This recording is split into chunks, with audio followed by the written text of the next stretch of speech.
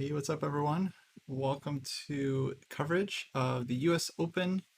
We are looking at round 5 of the Invitational events, watching a bunch of the state champions for the different sections duke it out. It's going to be the fifth and penultimate round, which means one round left to go. I'm joined by my co-host, National Master Will Aramel, for our second round of the day, covering these games. And yeah, hopefully you guys are ready for some chess. It's going to be a good one. Glad to be back, and this is where we get to see who the champions will be very, very shortly. Yeah, I feel like we're going to get a lot of decisive results in this round. It's kind of feeling like because there's going to be one final round after this, but it seems like this one is going to decide a lot of things before going into the final round. Yeah, and I would say, generally speaking, from looking at results of these tournaments, 5 points can win some of the time. Usually, the higher up the section or the rating of the players, the less number of points needed. But I'll say somewhere in the range of 5 to 5.5 is the winning score. So sometimes, players, they think when they give up a draw early on, it's bad, but it really keeps you alive. So that's why, sometimes a couple draws, it's not the end of the world, especially going into the last round. If you're playing on board one, you still have a shot to control your own destiny. So I've seen this situation many, many times where well, of course, 5.5 usually takes it down without any question. Yeah. And so we're going to be following the top boards here in each section. Of course, we have the Irwin Invitational for seniors, the Haring Girls Tournament, and then the Denker, Barber, and Rockefeller Invitationals for high school, junior high, and elementary school. And I guess we'll just start off right with the senior. We have games underway, and I'll post the link for the live games in case anyone in chat wants to see for themselves. These are, of course, being played in person with physical pieces on the DGT boards, and those are allowing us to observe these games live. So you guys have the link in the Twitch chat. And yeah, I just started with board one here between Inkbot and Doug Eckert. Two players that have really performed, I would say outperformed their ratings so far. Inkbot with 3.5 out of 4, Doug Eckert on 3.5 out of 4 as well, both playing above their rating. And there are a couple other players in this section, actually just one other player with 3.5. That's International Master Igor Khmelnytsky, who's playing on board 2 against Steven that's a tough one for me. It's Spijak. it's well, I actually know him. Oh I yeah, grew up. Yeah, so when I was a youngster on the Illinois scene, he was one of the well-known masters. So he once told me that, yeah, you just pronounce it Spijak. Spijak. That Yeah. is very doable. Thank you. So yeah, just And pretend as he's not there. It'll help right, you out. yeah, really throws you up. So he's on 3 points, as are a number of other players, including I am Elliot Winslow, playing on board 3 against the top seed in the section. I am Douglas Roots. We also have Grandmaster Ben Feingold on 3 out of 4, as well as the other Grandmaster in the section, John Fedorowicz, on 3 out of 4 as well. Although unfortunately we don't have live boards for them. Moving to the juniors, we have a Wonderly Yang on the top board playing black against FIDE Master Justin Chen. Both of these players have 3.5 out of 4 as well, as does Ryan Ambergy, who last round we saw win a really nice game, as well as Shunkai Peng, FIDE Master, who drew a Wonderly Yang. This is the player that took a half point off a Wonder in last night's round. So all 4 of these players are on 3.5 out of 4. Chris Yip on board 3 has 3 points, as well as a number of other players on 3. And then going to the Haring Girls Tournament, here we have Ruyang Yan, who's so far the only player in this section with a perfect score. She has 4 out of 4. one of the few players in any invitational with a perfect score. She's playing WCM Asa Domalapati, who's on 3.5 out of 4. And there's one other player on 3.5 as well, Arya Kumar. She's playing on board 2 against WFM Sanjana Vital, who has 3 points. So we'll be keeping an eye on this one because if Ruyang wins this game, then she all but guarantees tie for first at least, and is probably going to be dominating going into the last round. And then we have the top boards in the Barber, the junior high tournament of state champions. Here on board 1, we have Zoe Tang playing white against Canon Master Vyom Vidyarthi. I'm familiar with both players, so I'm very interested in seeing this game. Both of these players are on 3.5. Last round, the game we were following with Nico Chasen did end in a draw, so he drops down to 3 points. He's playing on board 3, and his opponent from that game, Terry Luo, he also has 3.5, so he's tied for first, as does Bak NGO, who is also on 3.5. And finally, we have the Rockefeller Tournament of Elementary School Champions.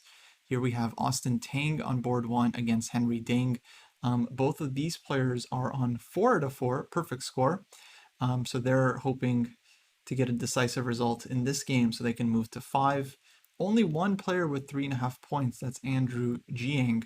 A lot of the top seeds in this section have dropped at least a point or a point and a half. So they're going to need some help if they want to get back to the top places. But right now, these two players are in charge of the section. All right, well, let me give you the choice. Which game would you like to start with as we watch the openings here? Well, I already find the game between Rui Yang Yan and Asa Domalapati. This is already an interesting opening, just Yeah, on pure optics alone. absolutely. In fact, this one was featured in the 2018 World Championship match between Carlsen and Caruana.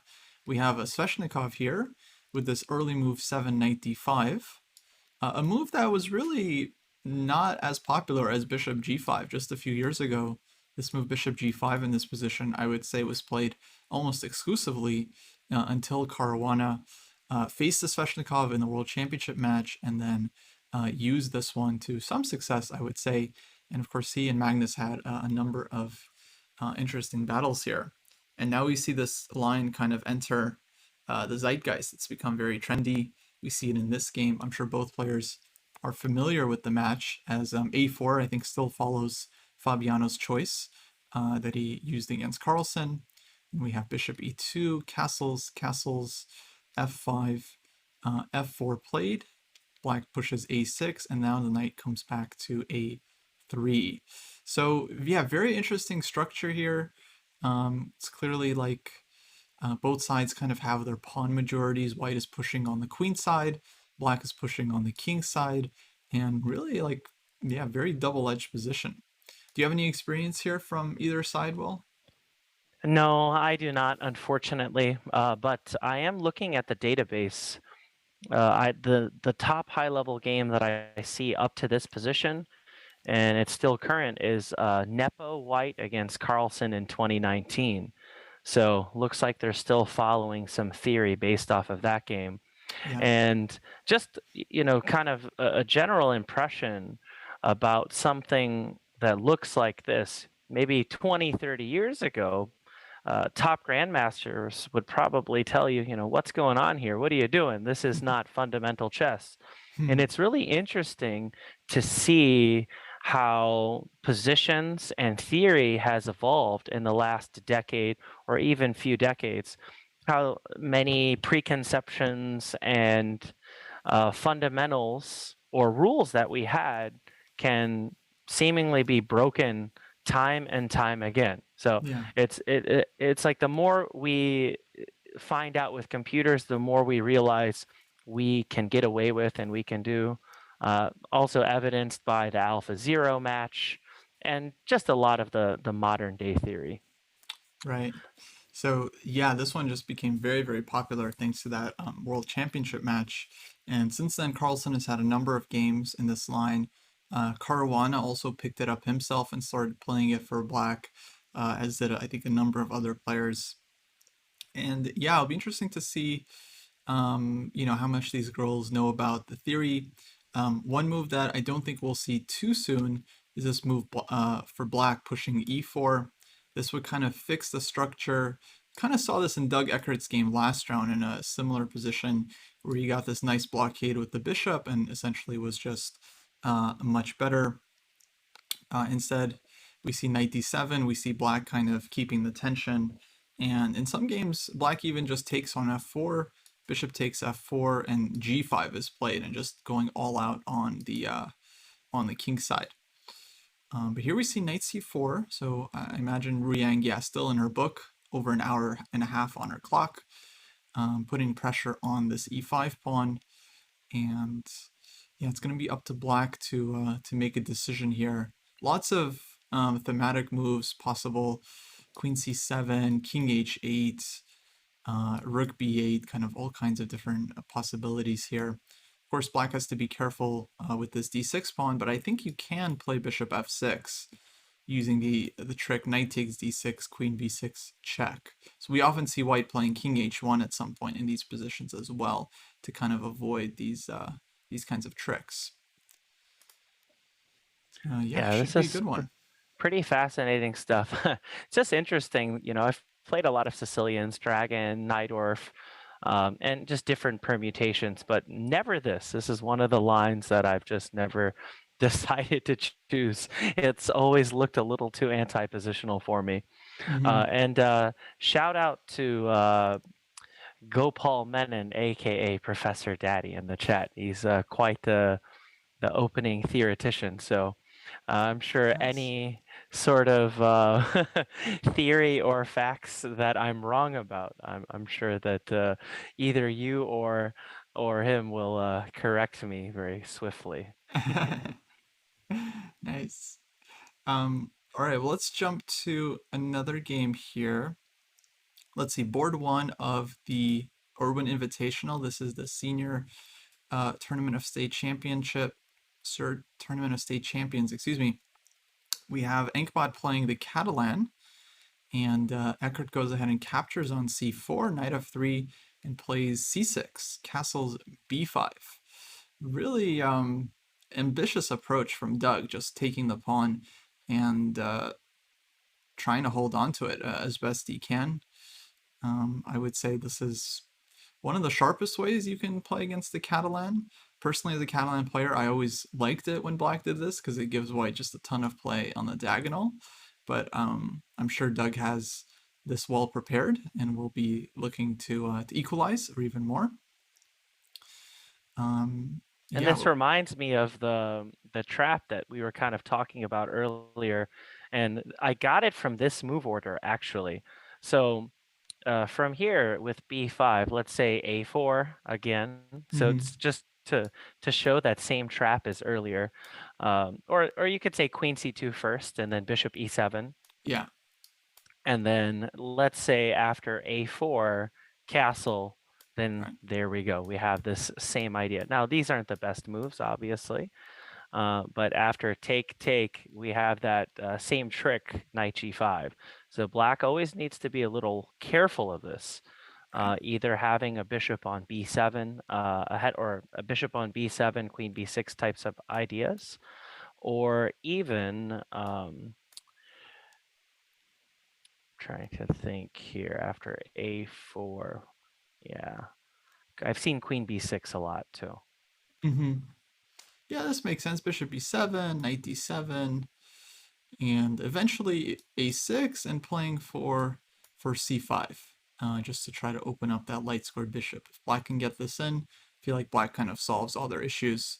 But it's not easy. White, I think, usually gets long-term compensation. I feel like in the present position, a move that's typically giving white just very decent play is just a simple move b3, which offers the full pawn to black, but after takes ab3, white gets the open a file. White will bring the other rook to c1, go bishop b2, knight d2 here, queen c2, rook c1, and just get very nice counterplay against black's queen side, and kind of this like long-term positional compensation.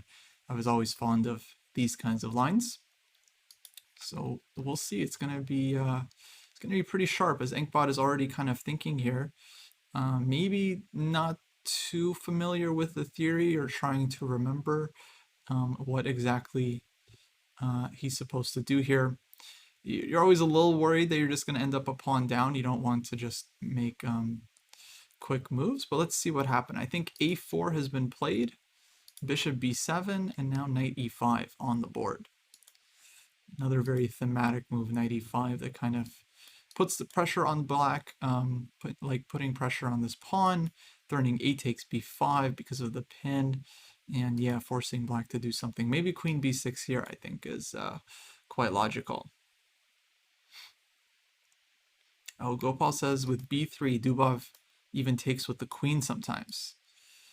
Yeah, this also makes sense to then throw in a4 and just put pressure on b5 like this and kind of develop very quickly. Yeah, and Professor Daddy and myself, we've also looked at this with one of our amateur teammates before. He's played this b3 line, and we've kind of just talked about the overall power of this position, just the long-term comp, along with the better bishop on g2, and potentially just the b and c files as well. So you have all these extra squares, and doesn't seem like that big of a deal just for a pawn. So black better tread carefully, that's for sure.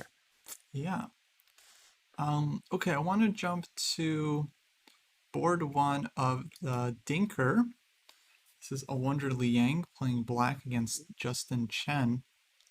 And this looks like a King's Indian.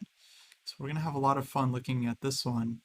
e4, d6, h3, castles, and bishop to g5. One of the many ways white can develop with this h3 Makaganov variation.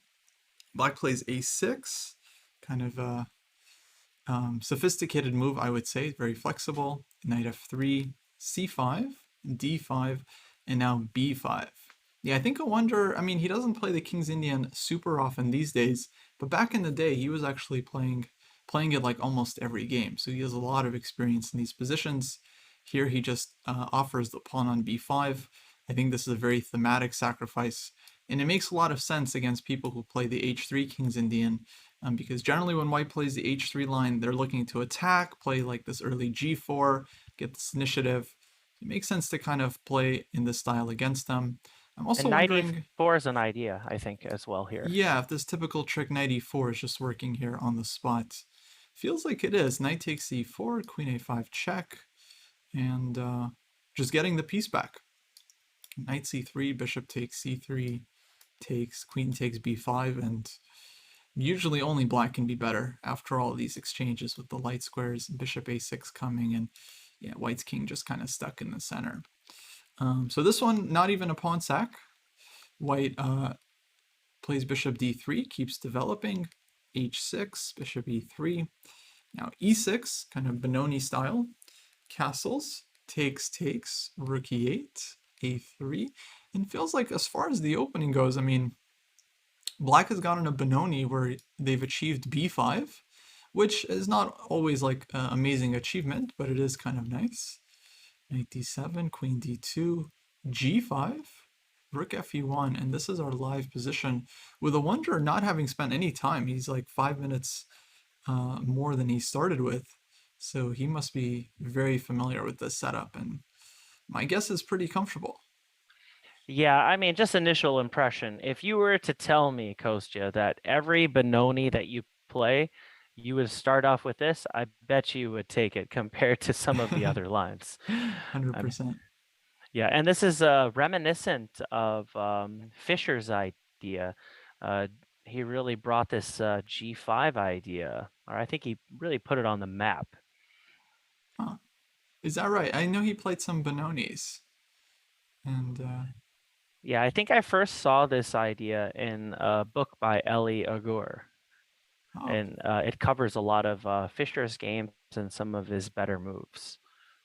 Very cool. underrated, underrated book. And there we go, Professor Daddy with the the reference, Gligorich and Fisher. Gligorich Fisher. he, Wow. he never Classics. lets me down. Because Gligorich was also a big King's Indian guy himself, contributing a lot to the theory. I think the King's Indian is just one of the richest openings in chess. Like so much history. It's like the Rui Lopez, just like so many games, so many players. And yeah, really, really interesting positions. Of course, you lose a lot when you play it, but that's kind of part of the struggle, you know. Wouldn't it be as fun if you just won every game. No, we should just play Berlin's just endlessly. Right. Gopal, I'm curious, what book are you working on that you mentioned that you're looking at a lot of correspondence games? That sounds really interesting, actually. If he cares to share. Yeah, yeah. I mean, I'm aware. yeah, he brought it up, so I hope so. I hope so. Well, now Wonder is thinking, so I guess he is maybe out of book, maybe choosing between moves. Um, like c4 here seems like a big possibility, followed by bringing the knight to c5. Could also see black just playing knight e5 and then recapturing with the rook just to trade off some pieces. Or even, no, I doubt we'll see g4. This feels kind of loose and weakening, but maybe g4 is an idea as well.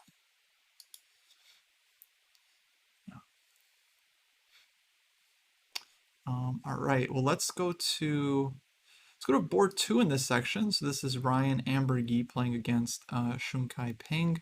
Okay, still in the opening phase in this one.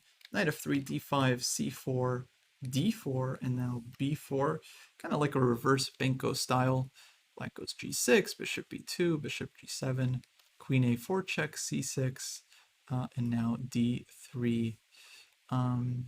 Yeah, really interesting opening from white here. I often feel like these early queen a4 moves are honestly a little weird. So it's like you're bringing your queen out really early and black is soon going to play e5, and it's kind of like you're playing black as white, just trying to get like a Benko style or Benoni style position but with an extra tempo. I mean, I don't know if you can really fight for an advantage this way, but certainly puts your opponent under kind of in a new situation, so it could work out. Do Get you very remember fancy. that Modern Ready book? I think it was by Delchev, if I'm not mistaken. So I Um, kind of took a liking to that. yeah, And I was playing a lot of these types of positions, but on move 3, of course, you have, instead of b4, you can play e3. right, And then if c5, you can play for the move b4. So that right. was fashionable for a period of time. I don't know how strong all of this actually is from a theoretical standpoint. I think for the most part, black has solved the riddle, Hmm. but still, it's some interesting chess. And I've played some of this other setup of knight f3 and c4, b4 against some King's Indian setups too. So I find myself sometimes in these types of positions. Nice, interesting. Yeah, this is like a reverse Blumenfeld gambit. If I'm not Exactly, mistaken, exactly. knight c6 is also like a very common move here for black, and just defending the pawn and getting ready to recapture just with pieces. So okay, I guess black here is now thinking after these moves d3 how to continue his development. To me, e5 looks very logical, followed by maybe bringing the knight to e7. Other knight can come to d7. a5 is a move I feel like black can throw in at any points. Um, and yeah, I imagine white is just going to fianchetto the bishop to g2 at some point, castle, knight bd2, and yeah, we're going to get pretty interesting position in terms of strategic terms. Oh, cool, Gopal, cool. So the book is on deep opening traps and opening disasters. Nice. Awesome. Okay, let's keep going. We have board 1 of the Barber, the junior high section. Here we have Zoe Tang playing against Canada Master Vyom Vidyarthi, and this was a Trompowsky. Another opening you don't see too often. E3, knight e4, bishop f4, c5, bishop d3, takes, queen b6, and now white decided to take on e4, d takes e4, and play knight to e2, just leaving the b2 pawn uh, undefended, inviting black to take it, I assume to just get quick development, like knight bc3, rook to b1, castles, and so on, and playing for this quick initiative. Now, a couple things about these players. Zoe Tang, I know her from the U.S. Chess School. She attends a lot of the classes and lectures that we hold online twice a week. So I know she's been working hard on her chess. And Vyom is a really talented player as well from my neighborhood, the Bay Area here in California. And his younger sister, Omia, is perhaps even more talented. She's, I believe, under 8 champion. Want to say world champion, but also Pan American champion. So very talented family and kind of like a pair of rising stars. And I imagine Omiya is also playing one of these events, though I don't know. Don't know for sure if they're both there at the U.S. Open or not. But I'm sure we'll be seeing her in future years. So yeah, really sharp opening here, and a knight e2 on the board, and now black is thinking whether to take this pawn or just kind of develop naturally with knight c6, bishop f5. How do you feel, Will? Are you a big pawn grabber, or do you like to play it solid? I probably wouldn't take the pawn here. It's funny, you play queen b6 to basically say, hey, you better defend your pawn, but then I probably would just chicken out here because I'm so far behind in development. I don't think black should take, but maybe it's the only practical way to play. I'm not really sure here, but this is always one of the things that you have to consider when you play lines like a Trompowsky or a Mm-hmm. London or a Torre. Whenever that dark squared bishop comes out early, it gives you sort of those interesting possibilities to attack b2. Yeah. But overall, I think I prefer white in short. Yeah, I mean, it looks really scary, right? Like queen takes b2, knight c3, and then you're threatening rook b1 and knight b5 and going after the c7 square. If you play queen a5, then you might have to deal with like knight d5 stuff, for example. Well, Queen maybe bishop a5, check, g4 is knight interesting though, c3. with the queen c3 idea. Maybe that's like the Hmm. only way to continue. So after queen takes b2 and knight bc3, bishop g4, and if rook b1, you just go queen c3 and bishop d1. So I think that's, if you take on b2, you have to play very energetically. Something like this. Although even here, I would think after king takes d1, black hasn't exactly solved their problems, right? With rook takes b7 hanging, knight takes c4, just getting the pawn back. Not so obvious that black is like equalizing here exactly. It feels a little bit better because queens are off the board. At least And the queens are off, yeah. if you have to take on a slightly worse endgame, then so be it. But I'd rather not be attacked and have this position with queens on the board for sure. But I haven't seen this before. Um, this is definitely new to me. But Yeah, yeah, I guess if you same. take on b2, you better calculate it all the way. Right, right. Yeah, I think I would just try to develop as black. Just go knight c6, bishop f5, or maybe g6, bishop g7, castle. Kind of play like a Grunfeld, play for e5. Maybe accepting a slightly worse position, but kind of with long-term chances. You know, you have the two bishops, so you always have this kind of long-term potential. But yeah, I mean, looks like he's thinking, and this is not really a position where, you want to be out of book. Now, the interesting thing is that Zoe, she spent time on this, so this is not like something she knew really well, or maybe it is something she's seen, but she just kind of spent some time to double check, make sure she's familiar.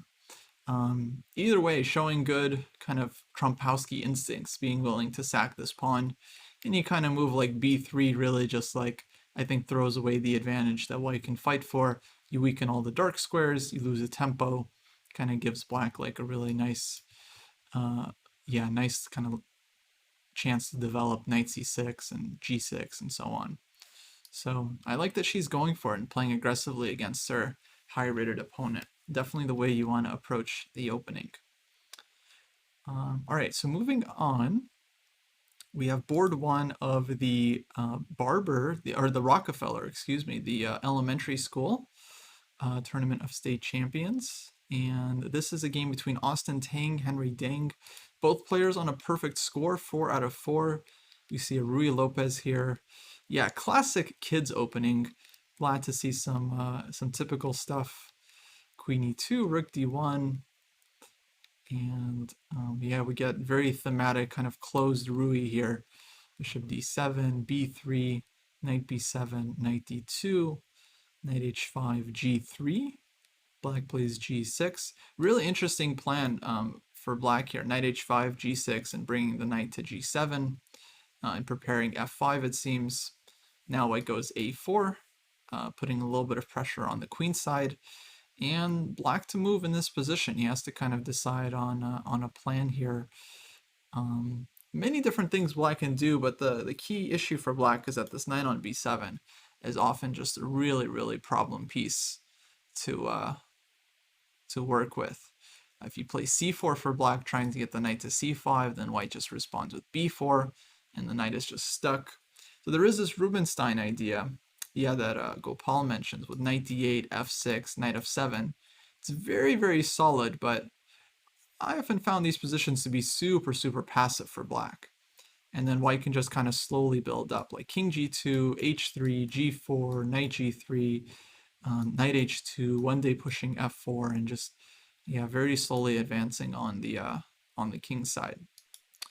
But Henry says no. I'm just playing f5. I'm gonna treat this like a king's Indian, and play on the king side. I think usually this is considered a pretty okay approach for black, but certainly we're gonna get a very fighting and complicated game here.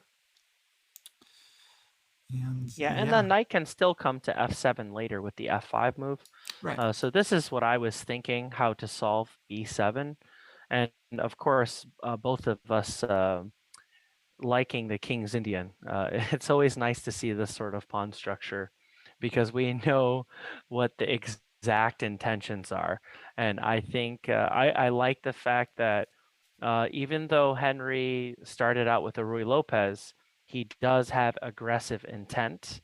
And that's really what I was going to mention in this round. So in the penultimate round and in the final round, you'll really see where people's mindset and psyche, where it is in this tournament, going into these rounds. What are their opening choices? And I'm seeing a lot of spirited and fighting chess, and Mhm. that's exactly what you would expect and hope to see from some of the top talents in the United States. So this is just good stuff. I'm not seeing just the same old banal and regurgitated openings over and over and over. I'm glad I haven't seen any Berlins yet. Yeah, I haven't seen the Berlin catch on with kids. I imagine coaches don't like teaching it. It does require a lot of like theoretical knowledge just to try to get an equal position with black. It's like I don't know, not much upside with the Berlin. So yeah, I'm glad we haven't seen a single game actually in it because it can lead to kind of boring positions. Though it is kind of up to white. White definitely has ways of fighting against it in more interesting ways. But yeah, this is a really rich position. I like the King's Indian that we got. So I'm sure there's going to be some big battles here.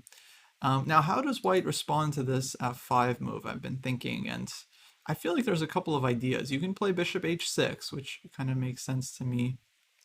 And also just play very slowly here with moves like maybe knight e3, or even considering to. I feel like it is possible to take on f5 as well and give black a choice whether to take with the pawn or with the piece. Kind of play around that. There are moves like h4 here, I think, are very logical, kind of fighting for the g5 square. So really a lot of options for whites. Yeah, I have an interesting positional approach here. White could try something like knight e1 and knight g2 and say anything you can do, I can do better. And then If white could actually execute knight e1, knight g2, one of the typical types of plans when you can take on f5 is to follow up with f4. Right. So you know, in a perfect world, white could go 1, 2, and then 3 and take on f5. And then also I see that there are some potential problems with this knight on f3. Let's say after black plays f4 and bishop g4, you Yeah. have to deal with this very obnoxious knight. So I'm kind of thinking of taking some prophylactic measures and just going knight e1. And it also gives you chances of playing like f3 and meeting f4 with g4, locking down that side of the board. Yeah. Now, I'm definitely not an expert in these Rui Lopez positions, but one move that seems kind of strange to me is G3, because like I often feel like the knight is going to F1 and you try to put the knight on G3.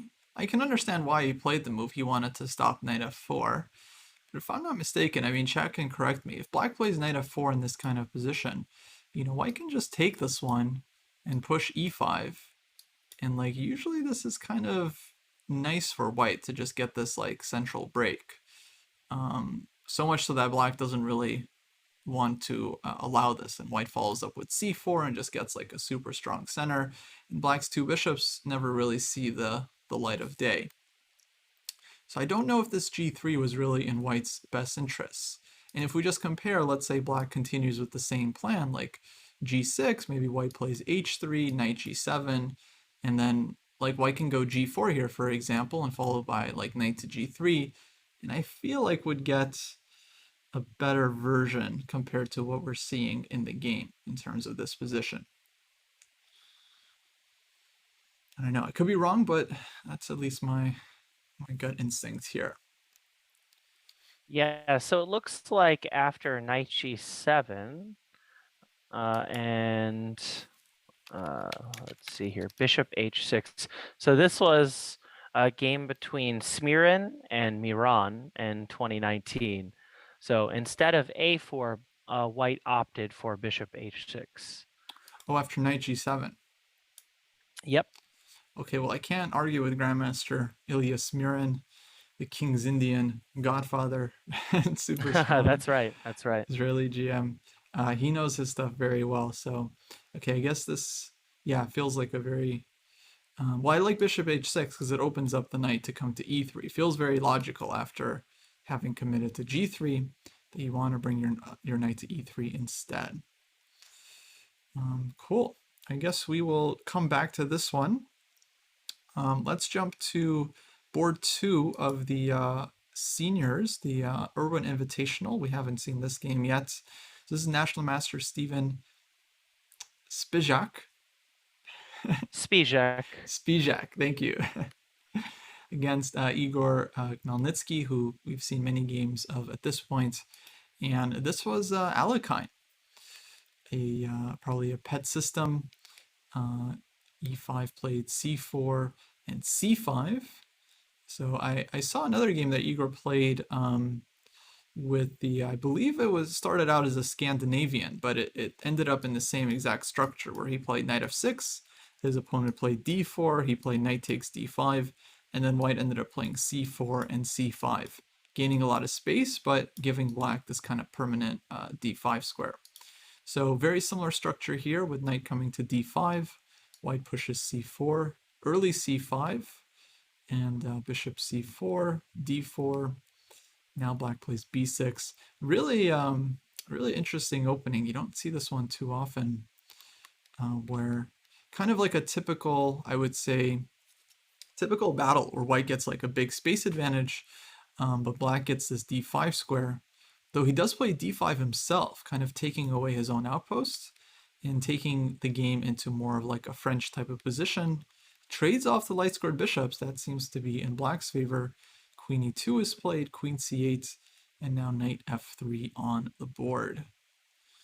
So I get the feeling white got a little bit mixed up in the opening here because he goes queen g4, black plays bishop a6, he trades and then brings the queen back to e2 for developing the knight to f3. Kind of feels like a loss of tempo, yeah? Yeah, it definitely seems like it has gone awry. Because once black goes bishop e7 and castles, I think c5 and white's position in center seems like that'll collapse in short order. I know it's far out still, but of course I already think that black is the better side to play in this game. Yeah, I would agree with you. Maybe white should have played like queen e2 first on move 9, stopping bishop a6, and then I feel like white's position is really not that bad. You can develop knight f3, knight c3, maybe h4 somewhere, bishop g5. You get very typical French type of structure, and black will have to figure out what to do with the light squared bishop. Maybe we'll throw an a5 and bishop a6 anyway, but at least it takes black an extra tempo to kind of achieve this plan. So Igor bringing out kind of the old stuff, but it often works. I'm sure the engines nowadays they disapprove of the Alekhine, they disapprove of the Scandi, but the structure very solid in the long run, and you often see it kind of reflect in the results. So okay, we'll be keeping an eye on this one as well. And then rounding out the games, we have I am Elliot Winslow playing white against Douglas Root. Okay, this is clearly a 92 French, just immediately recognizing the structure on the king side. Let's go through the opening here. This is a classic line of the Tarash. White goes knight e2, prepares to bring the other knight to f3. Black has to fight for counterplay quickly with f6. Otherwise, I think white's position is just very, very comfortable. And yeah, we get this typical line with bishop f4, takes, knight e4, knight drops back to e2, and black didn't hesitate at all here. Actually, he did hesitate. He spent 10 minutes sacrificed on f3, although this is a very thematic sacrifice, I would say, for this line. gf3, knight g5, and now king h1 on the board. Did you ever play the French or against the French?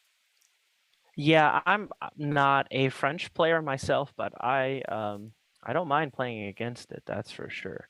Mm-hmm. And one line that I've always advocated was the Tarrasch variation. I think after knight d2, I would say that c5 would be my top choice, and just Right. kind of opening up the position and avoiding this classical approach. But yeah, the French is not really my cup of tea.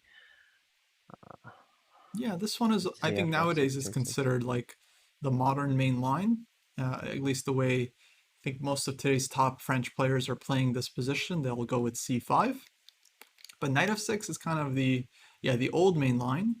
And when I was growing up as a French player, this was the positions I was always going into, and kind of makes sense. You get this like very typical French structure, but eventually I gave up on this stuff as black because I just felt like the e6 pawn long term always such a hassle to defend, and to make it work you do have to go into these like super sharp lines. You have to be willing to like sack your exchange and play this position. Although from a practical point of view, I feel like a lot of times black gets a very comfortable play if they get a good version of the sacrifice. I don't quite know how to evaluate this one here, but after black's last move e5, this is not a position I would want with white most of the time. Just feel like black is having all the fun. The bishop comes out, the queen is coming out to f6, the rook is coming to f8. Black's moves just seem, very easy to play here. Yeah, and this exact line was played by Safarli, and he Mhm. won against Grandmaster Volkov in 2017. So this is maybe a bad sign for black, but it's possible that I Am Root has some home cooking. Mhm. Maybe we're not aware of. But Well, yeah, Volkov like is he's a big French guy, so. yeah, and Safarli played Queen B3 here, and Mhm. then Volkov responded with Queen F, or excuse me, yeah, Queen F6. Mhm. But that wasn't considered to be the top move. I think King H8 was the preferred move after Queen B3. Gotcha. So interesting. We'll see how much theory the players follow here. Yeah. Yeah, really Yeah, it's sharp kind of a stuff. mess already. Absolutely. Absolutely. I mean, white has to play with a weak king. Of course, he has the extra exchange, so if he can kind of survive black's attack, he's going to be exchange up and doing well and looking to convert. So we'll see. It's always a classic question. It's like if you play, the most theoretical stuff, you often have to give your opponent, some fun versus if you want to have the fun and like the dynamic ideas, then you have to kind of take some risk and play some objectively somewhat shady lines. So classic trade-off here. Right, so those are all the games, guys. So let me post the link for the live games again in the chat. If there is a game you want us to check out, you let us know in the Twitch chat, or something exciting happens, we'll make sure to follow it. But for now, let's see, where should we go? Okay, a wonder. A wonder did play g4 in that position, a move that I even hesitated to suggest because I really wasn't sure. But he thought for 10 minutes. He does play g4 here, weakening his king side, but the benefit of this move is that he gets his knight to g4 and he fights for the e5 square, which is typically very important in the Benoni. And then we see the battle for this square continue with bishop f4, queen f6, and now bishop to g3 on the board. So I imagine we're going to see like a knight. Okay, as soon as I said a knight to e5 played, and now white has to decide what to do, whether to trade or possibly go bishop e2 and back it up and get ready to recapture on f3. And typically, the exchanges favor black and Benoni type positions because of less space. And then one thing to always consider is the outside queenside majority. So we have 3 against 2. So there's going to be many instances where it turns into an endgame, and you want to see that black has 3 against 2 and the potential for creating a pass pawn. So I already like black here, and just the piece activity, the majority on the queen side, I think is all in black's favor. Maybe I'm biased because a wonder's playing the black side, but I think if I definitely had to pick a position, I would take blacks here. Yeah, same. I feel like black is kind of getting what he wants with this e5 square. I imagine we'll see something like bishop e2, and then like bishop takes, knight to e5, hitting the bishop on f3, threatening knight c4, maybe like bishop e2 back, and yeah, then just like bishop d7, rook b8, rook c8, followed by preparing to push something like b4, c4, just playing for this queenside majority. And it's not obvious how white is going to continue. Like white always is looking to push f4, but if you do that in the wrong position, you get hit with knight g4 and queen d4 check, and it's super annoying here. Gopal asking about rook a7, rook e7. Yeah, one of the best maneuvers as far as the Benoni is concerned, and we might see it here. I mean, opening up the 7th rank for the rook is also kind of nice from black's point of view. Yeah, it's always rewarding to be able to execute something like that in a game. It's always nice to think about ideas, but to actually be able to play something like that and not be punished for it, it just makes the game that much more rewarding when you win.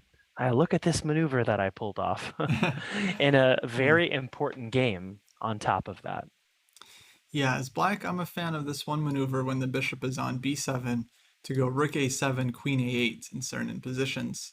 So the queen sits nicely on a8, and then you get to play for the queenside play and one day try to open up your rook.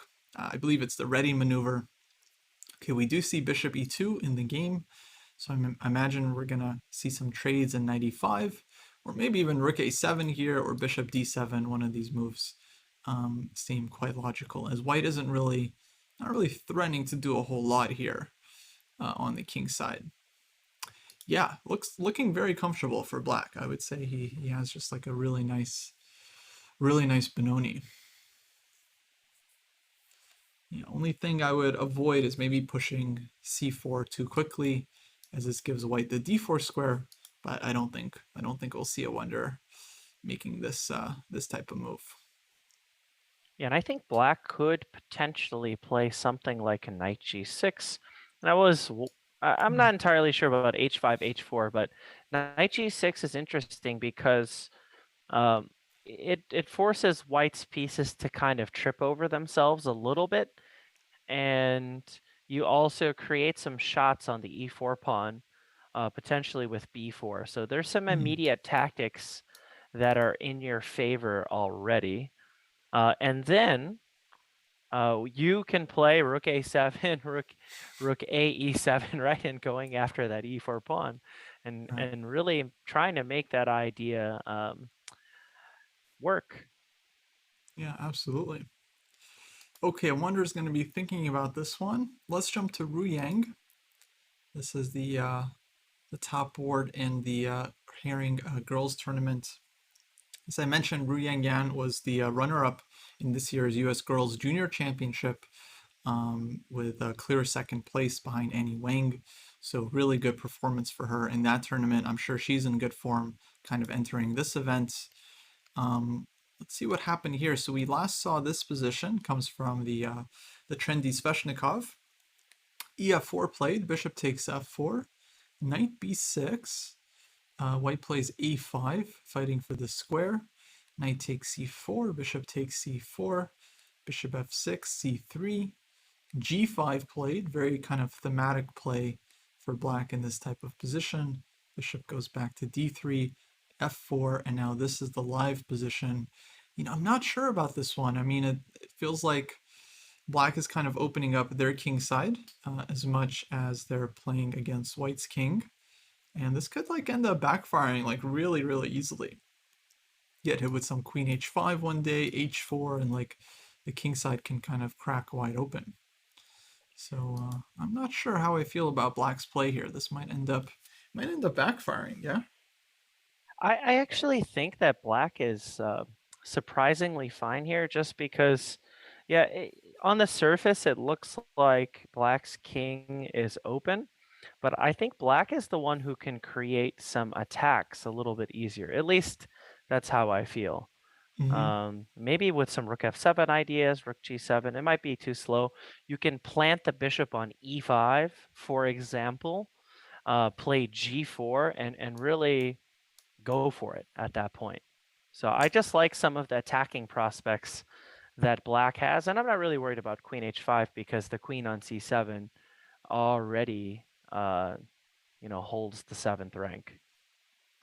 Yeah. Well, that's interesting. Maybe we can just play a couple of moves here. For example, I would expect maybe bishop b6 from white, and then what do you think? Like queen g7 for black, queen Yeah, f7. I like queen g7, and then still follow up with bishop to e5. This is a nice plan. Bishop e5, g4, and just kind of pushing. And white has to figure out how they're going to get some counterplay in this position. Yeah, I'm just not sure of white's plan. I guess that's my biggest issue. I would say just the first plan that comes to mind is trying to play rook c1, b4, c4, c5, and break open in the center. But I don't know. It doesn't seem like that plan will come that quickly. So Yeah.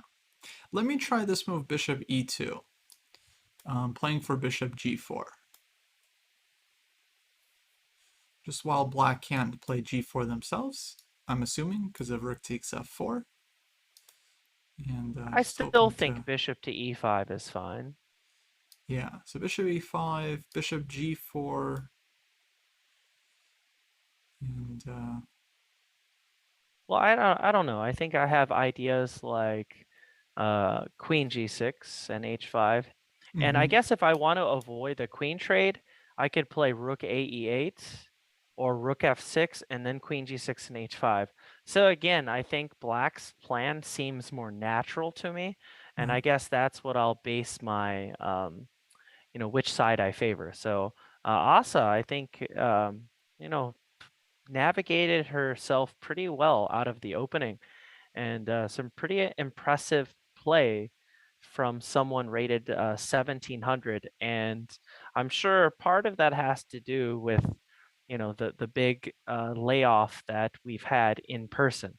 And I'm Yeah. sure Asa, if she had the ability to be playing tournaments in person, would be much higher than her rating right now. So that's one thing we have to really factor and consider when we see some of these ratings, especially for the younger players, that they're probably well outperforming their listed rating just because of that factor alone.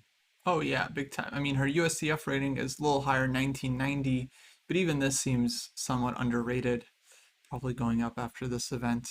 Yeah, I kind of like this line we came up with because it shows Black's potential. Even though White can like trade light squared bishops, Black can still get h5, and I like your move, like rook e8, just avoiding the queen trade. And then here it's just a threat, like takes, rook e8, followed by h5, g4, and not so obvious, yeah, how White gets their own counterplay here. Bishop on b6 looks nice, but doesn't really attack anything.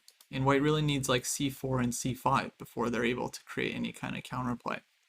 Yeah, So White's queen side doesn't seem to be fast enough. So as yeah, you were saying, just a little too slow. yeah, queen g7 on the board, and Yang Yan's gonna have to think about it here and try to figure out how to just avoid getting this this steam train that's just rolling against her king, or about to start rolling. Bishop e5, bishop d7, rook e8, and so on. Yeah, really interesting. Okay, let's check in with the Barber. So this is the game between Zoe Tang and Vyom Vidyarthi. And yeah, Black did not take on b2. Was kind of thinking the longer Black spent here, the less likely he was to grab this pawn. Instead, he just develops with bishop f5. Knight d2 is played. e6, castles, knight d7, c4, bishop e7. And now White pushes c5. Looks like she wants to go knight c4 next and fight for that d6 square.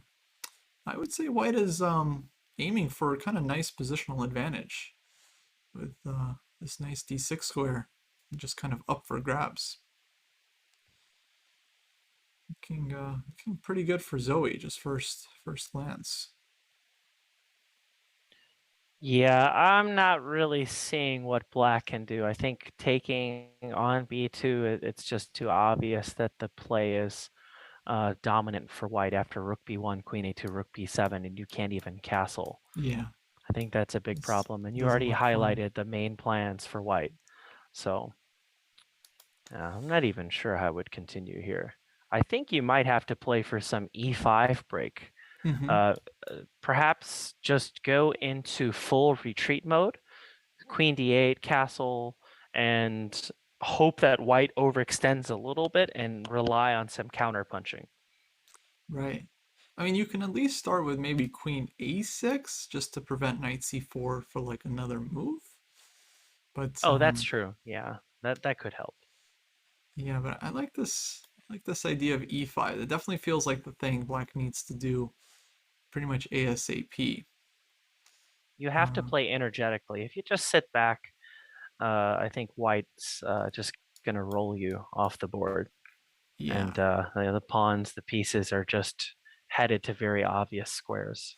yeah. Rook c1, knight c4 could be really bad for Black. But what to do on queen a6? Because if rook c1, then I would just immediately, yeah, think about playing e5. And if White takes this one, let's say de, knight takes c5. Um, Strategically, Black could easily get out. This like light squared bishop, d3 square, like it could totally shift. So White would have to be pretty precise. I don't know if rook c1 is the most precise move. Maybe something like knight g3 is better to go after the light squared bishop and kind of prevent e5 for a move or two. Yeah, I was thinking either knight c3 or knight g3, and then Black will probably go knight f6 there to try to slow down any breaks on d5 and hold e4 as well. Mm-hmm. It's going to make it a little harder to play e5 though, of course. Yeah, Yeah, something like this, and then maybe even like b4 from white at some point. b4, a4, b5, and just looking to go for the full squeeze. Yeah, could really turn sour here for black in a moment's notice after c5, and he's spending his time. So queen c6 played. Then the obvious question, of course, is what does he want against knight c4? Not really sure about this. Because now You just e5 is under castle. control. All right, let's say castles. And let's say white just goes like very simple bishop d6, just trying to trade dark squared bishops, bringing the knight to d6. I don't know. I don't know if I like bishop d6 there, just because it seems like the e5 break could become more powerful that way, and then you try to undermine the knight on d6. So you'd probably start with either bishop g6 or bishop g4. Just slow down white a little bit there. Mm-hmm. So like take And I take. don't think it's definitely not helpless for black. I can see ways and paths for black to get some counterplay. So instead of even e5, right, after bishop g4, bishop g6, we also have b6 in the cards. So it's another idea to just really focus in on this knight on d6. Yeah. I'm just thinking like b6 gets met with b4 and Or maybe maybe a5. threatening uh, maybe threatening b5. So a5, yeah, this would be like really very principled. But I don't know, like if well the bishop on f5, like white can take on Well, f5. yeah, I was saying before. Oh, Before you do this, you move the bishop. You oh, I move it to see. So like, g6 or g4. Yeah, I don't. gotcha. I don't think I like this because of d5, c6. Yeah, yeah, yeah. So bishop Yeah, I was g4. looking. I was looking at the Lee chessboard and not your. Oh, no worries. So bishop g4, then okay, gives white a tempo to play b4 to kind of secure everything. Then and then this allows white to meet e5 with d5, which I think is a nice for white that that's in time.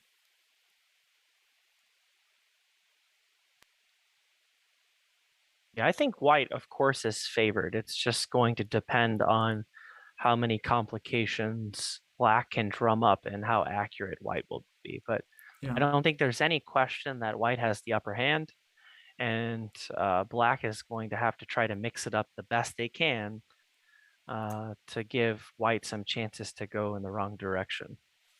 Yeah. Now this is a little puzzling. Knight c3 played instead of knight c4. Which okay, knight c3 looks logical. I just don't quite understand why not knight c4. That looked so tempting. Wait a minute, e5 is looking pretty juicy. Because you can just go Uh, e5, yeah, immediately. yeah, I don't see why not. D5 doesn't work, queen c5, obviously. Yeah, pawn takes knight c5. Wow, I think, did black just solve their problems instantly? I think white may have overlooked this break. Well, hold up. Maybe white can go d5 because queen takes c5. We have knight takes e4 with tempo. And I mean, we have to be careful because these pieces are hanging. There's like bishop e4, knight e4, and then maybe queen somewhere, like queen b4. I guess it kind of depends whether the tactics work out for white. Well, well, hold on. After d5, so Yeah. actually you're right. I think after queen c5, knight e4, and white has the upper hand. But since white's bishop on f4 is hanging, I'm wondering if we can just move our queen somewhere. Hmm. Maybe queen g6 and guard e4, and also keep an eye on f4, and you still have knight c5. Right. So you Yeah. still have all these problems. It's quite fascinating. And not to mention bishop h3 is looming as well.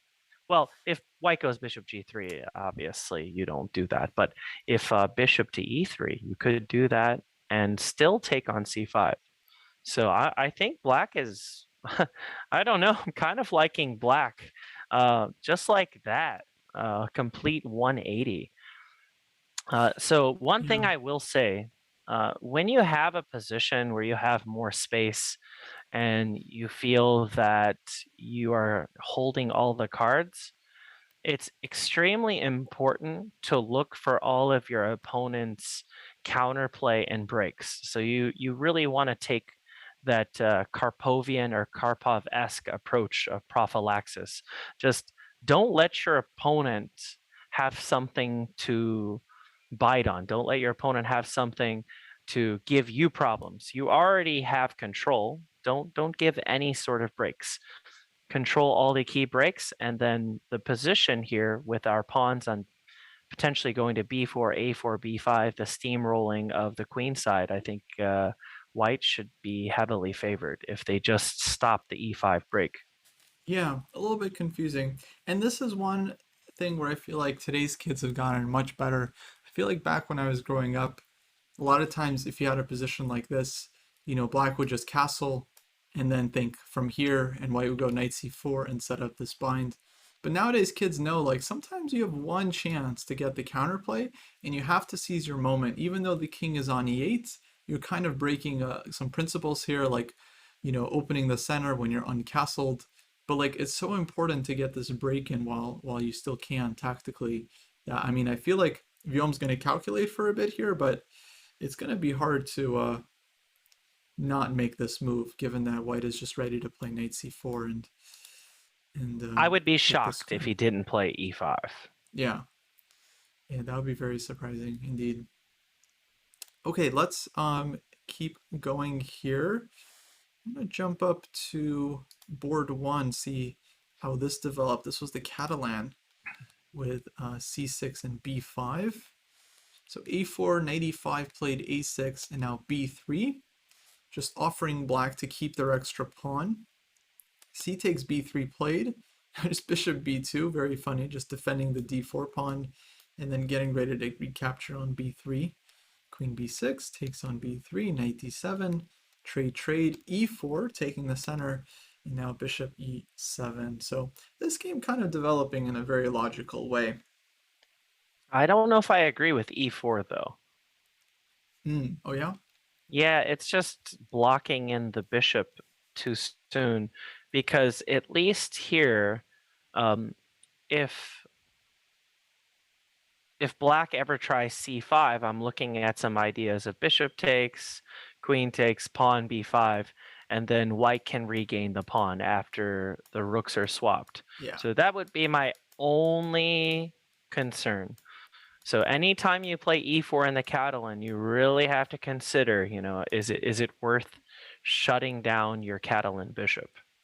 It's a good point, actually. Even, yeah, before playing e4, c5, even without trading bishops, you can just take on b5, and then ab rook takes a8 actually just wins material. So the c5 move, yeah, it's totally shut down while the bishop is open. And you might be right. I mean, e4 is certainly like very thematic move, just taking space and taking the center, but maybe it would have been slightly more flexible to develop like knight d2, rook fc1 first, and only then consider whether you want to play e4 or e3. Yeah, I like knight d2. Knight d2 seems like the perfect move because your rook can still come to c1. You're Yeah, not killing any options. And I don't think white is necessarily in a hurry here to regain the pawn. The yeah, whole point is that your bishop on g2 will keep black's bishop on b7 sort of at bay. And black really can't move their pawn triangle structure here on the queen side. So anyway, right. just some food for thought. I mean, e4 could be a good move, but I probably would prefer to keep the flexibility because I know that I can always play that if I have to. Yeah, no, I think it's a great point, and I'm wondering how the game is going to continue. Like if white goes knight d2, let's say castles rook fc1, and if black is allowed, I mean, yeah, he's just going to play c5, and if he gets this move in, not necessarily better, but he should equalize if he can get this move in safely. Can always be some tactics, but yeah, not really sure. So what about d5, unleashing the bishop? I mean, I think d5 certainly should be looked at, especially here when g7 is undefended. So definitely this is a move to consider. The drawback is you do give up some squares. So for example, black can play knight c5, like might even just play like e5, just shutting down the diagonal. And then it's not clear how white continues from here. Though definitely a move that I think white is thinking about right now, because whenever you have like a bishop, you have this g7 pawn that's hanging. I mean, d5 is a very, very thematic move. But yeah, my guess is either e5 or possibly knight c5, and then let's say queen c2 and castles, something like this. Just defending g7 and just saying like, okay, you can take on e6, I'll take with my knight. You can take on c6, I'll take with my bishop. Kind of like keeping everything defended. Yeah. I suspect, though, that black is fine in these positions just because once these pawns are traded off, you might even be able to trade a set of bishops. And I think the more trades that happen should likely favor black. Yeah, And black just you just hope to kind of convert that full or that pawn and convert the full point.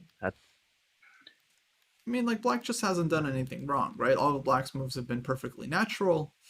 You know, queen b6, knight d7, like all the pieces are going to their natural squares, bishop e7. I don't think there's a reason white should have any kind of serious advantage here. Certainly compensation, but yeah, nothing for white should be crushing. Unless Doesn't look this like was, it. yeah.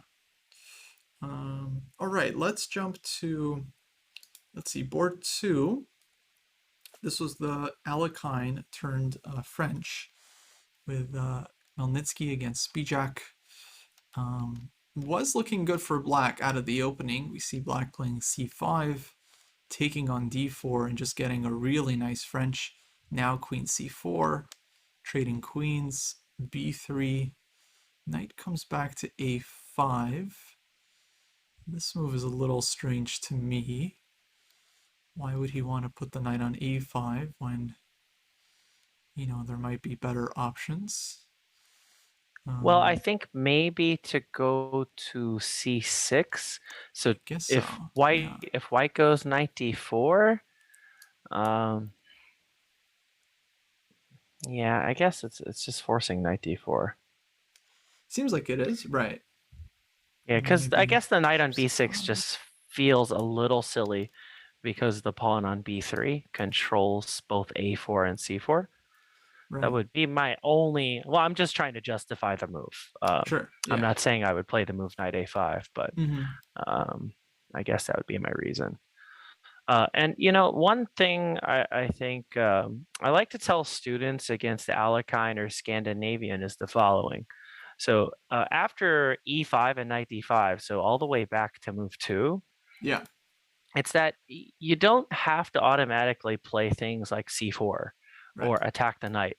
So I like more conservative approaches like knight f3 and bishop e2, and then that way I preserve the option to play c4 at the optimal time, and I can decide when to play that kind of based on how my opponent develops. And similarly in the Scandinavian, after e4 d5 takes queen d5, you don't have to go knight c3. You can just play knight f3, bishop e2, preserve the option of going c4 or knight c3. You can play d4 first, and then the idea is like, all right, the onus is on black to prove their setup. And then you can always, not always, but very often, you can um, transition or transpose back into some of the main lines anyway. So I Right. think it just provides more flexibility overall. Yeah, I would agree with you on this one in the Alekhine. I feel like bishop e2, castle first, then play c4, bring the knight to c3. I don't know. I never loved these structures where you just give up the d5 square long term and then you have to kind of play around it. I just feel like it just makes life really easy for the opponent. We definitely see the opening kind of work out in black's favor here. Now after knight a5, Yeah, it still feels like black should be better. White's dark square bishop is kind of a long-term bad piece. And black structure is just going to be very nice here with this like protected pass pawn on d5. I think we will see something like knight takes d4, and then black can continue like bishop c5, maybe king e7, rook fc8. This knight will drop back to c6. And yeah, I think black is going to be very, very comfortable here in the future. At least as a French player, this is kind of like a dream position. You got the queens off the board, so you're not getting mated, and you traded the light squared bishops. So not much more you can really ask for from Black's point of view. Definitely not. Yeah. Okay, guys, I think we're going to take our first break here. So we will be back in a couple minutes, and we're going to continue the coverage for the US Open. Lots of interesting games in this round. Again, this is the penultimate round, so there's going to be a lot of decisive games here that could determine some of the top places tomorrow. So we will be back in a few. See you guys soon.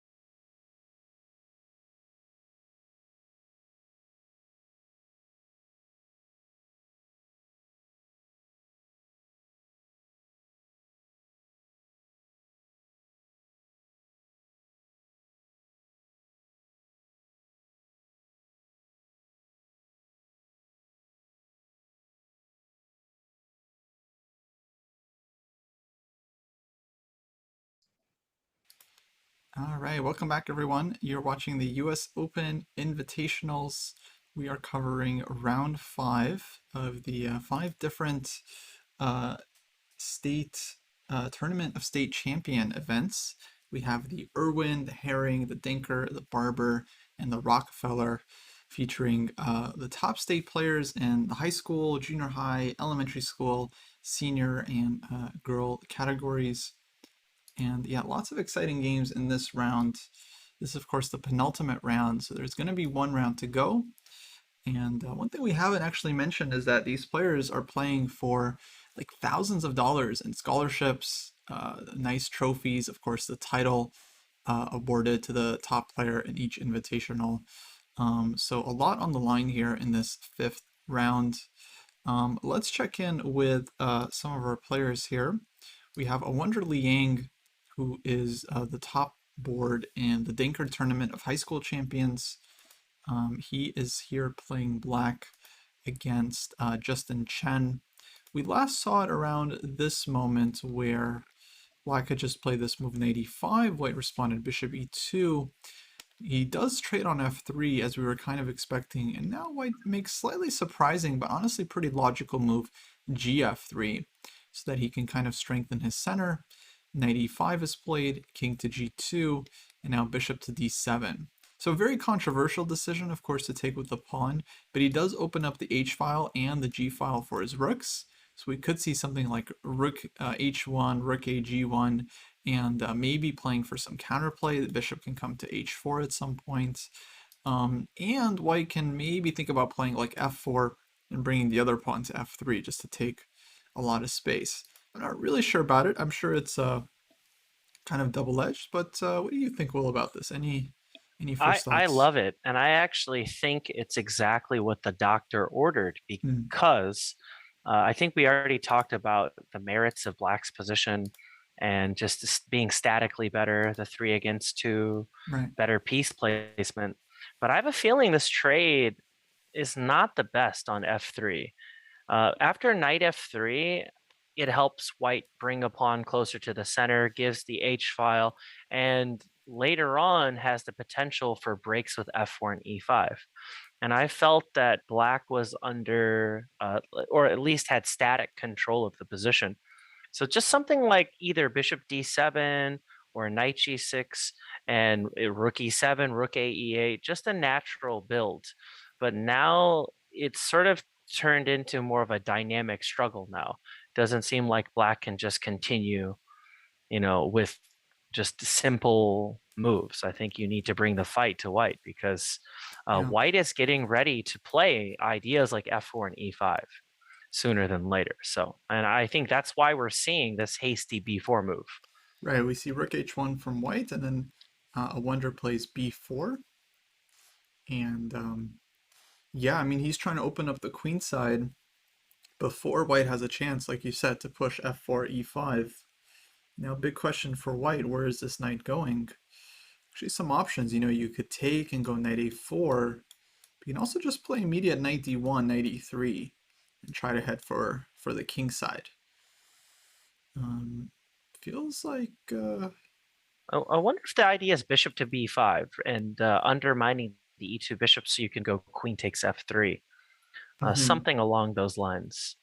Could be, could be. Although a key idea for white is to just kind of ignore this bishop. So like knight d1, bishop b5, you just go knight e3.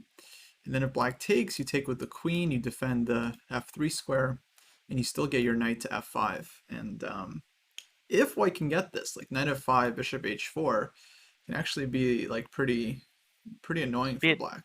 I think it'd be a disaster for black. Yeah, Black's probably just lost after this. Yeah, yeah. Rook comes to g1, and it can be very dangerous. I So think Wonder has to be chess very lover, careful. yeah, chess lover and NM Carianis, we all agree. if, if White's able to execute that maneuver and the bishops are traded, it might be lights out. Yeah. So let's try to make this work for black. Let's say knight d1. How can black avoid their fate? Because it's the Benoni. There's always something to play for. Let's say black just plays Actually, I'm not sure if we can go c4 because then white just takes on b4 and looks to Well, be a maybe pawn up. the knight on d1 cuts off the communication between the rooks. So you could play pawn a3, forcing white to take with the rook Sure. to avoid those discovered attacks on the rook. Hmm.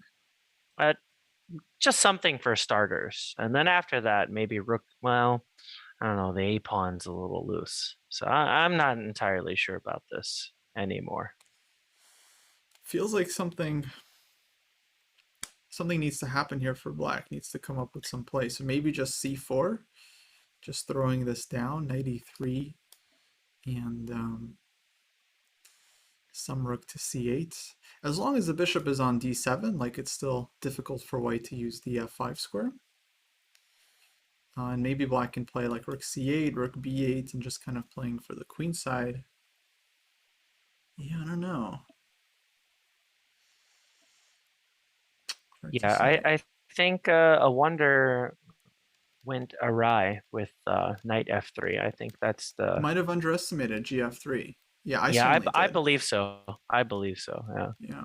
Well, I didn't actually realize it until Justin played those moves, but Hmm. once you get to see gf3, king g2, rook h1, it's like, hey, maybe white's position isn't so bad after all.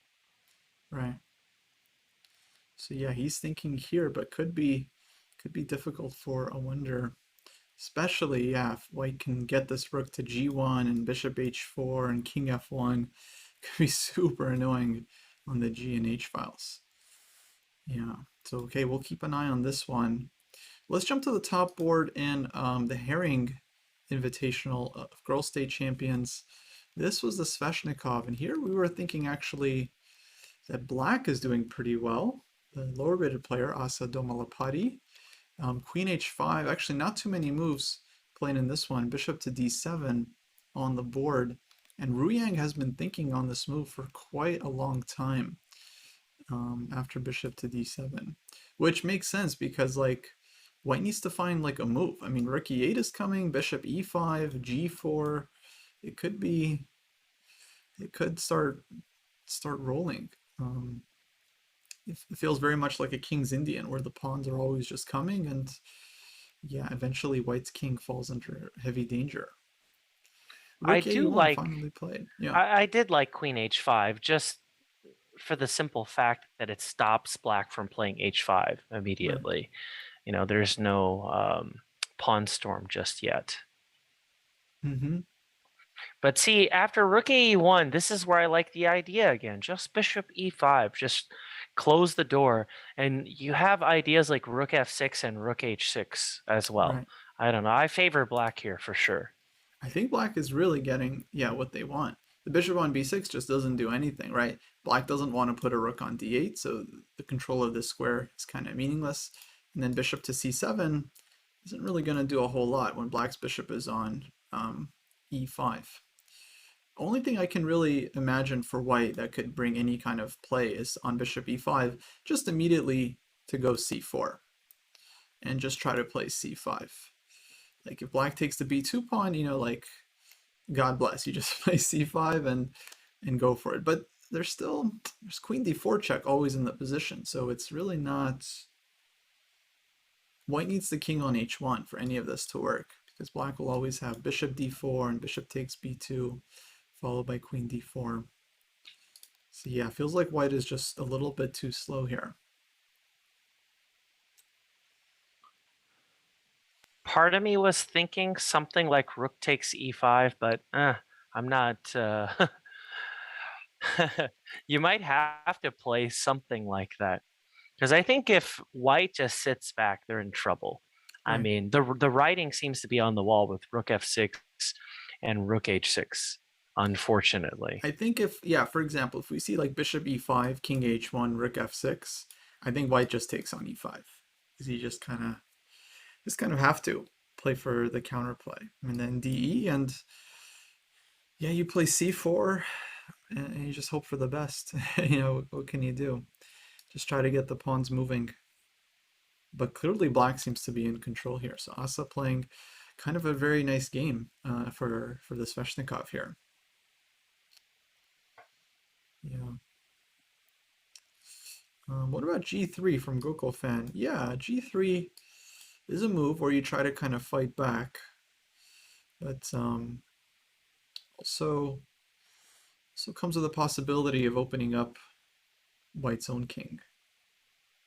But I guess the idea is to take and go King H1 and hope for Rook G1. Yeah, it could be a thought.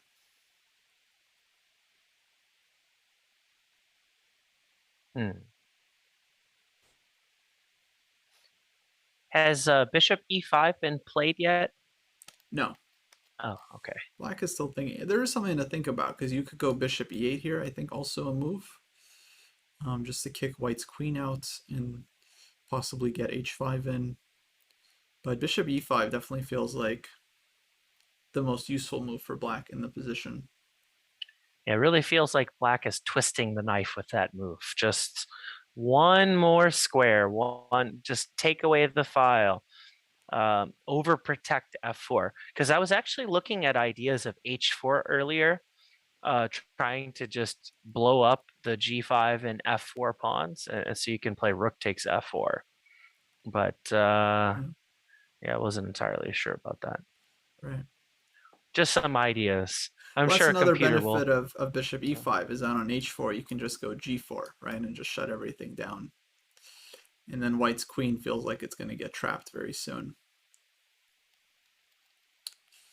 Yeah, White needs to come up with something on Bishop E5. I mean, the move hasn't been played yet, but it's very tempting, as soon as White goes Rook A1 to just plug the file.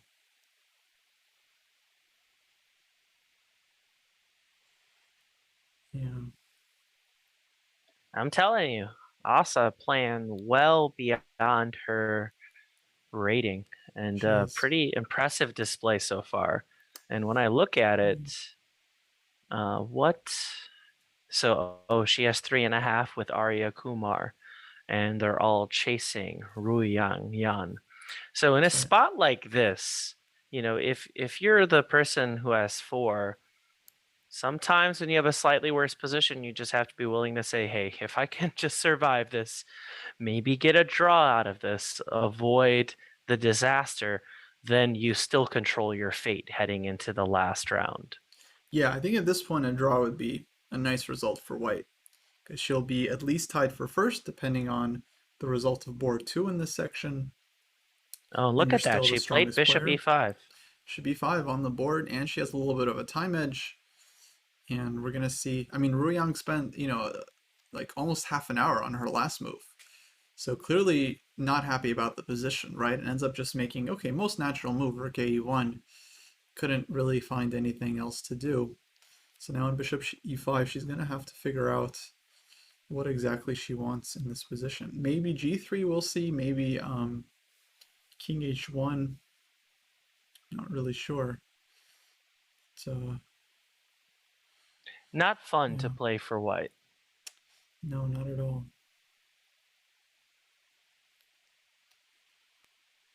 Yeah, I think the valuation would be different if white's pawns were already on b4 and c4, right. to potentially go c5.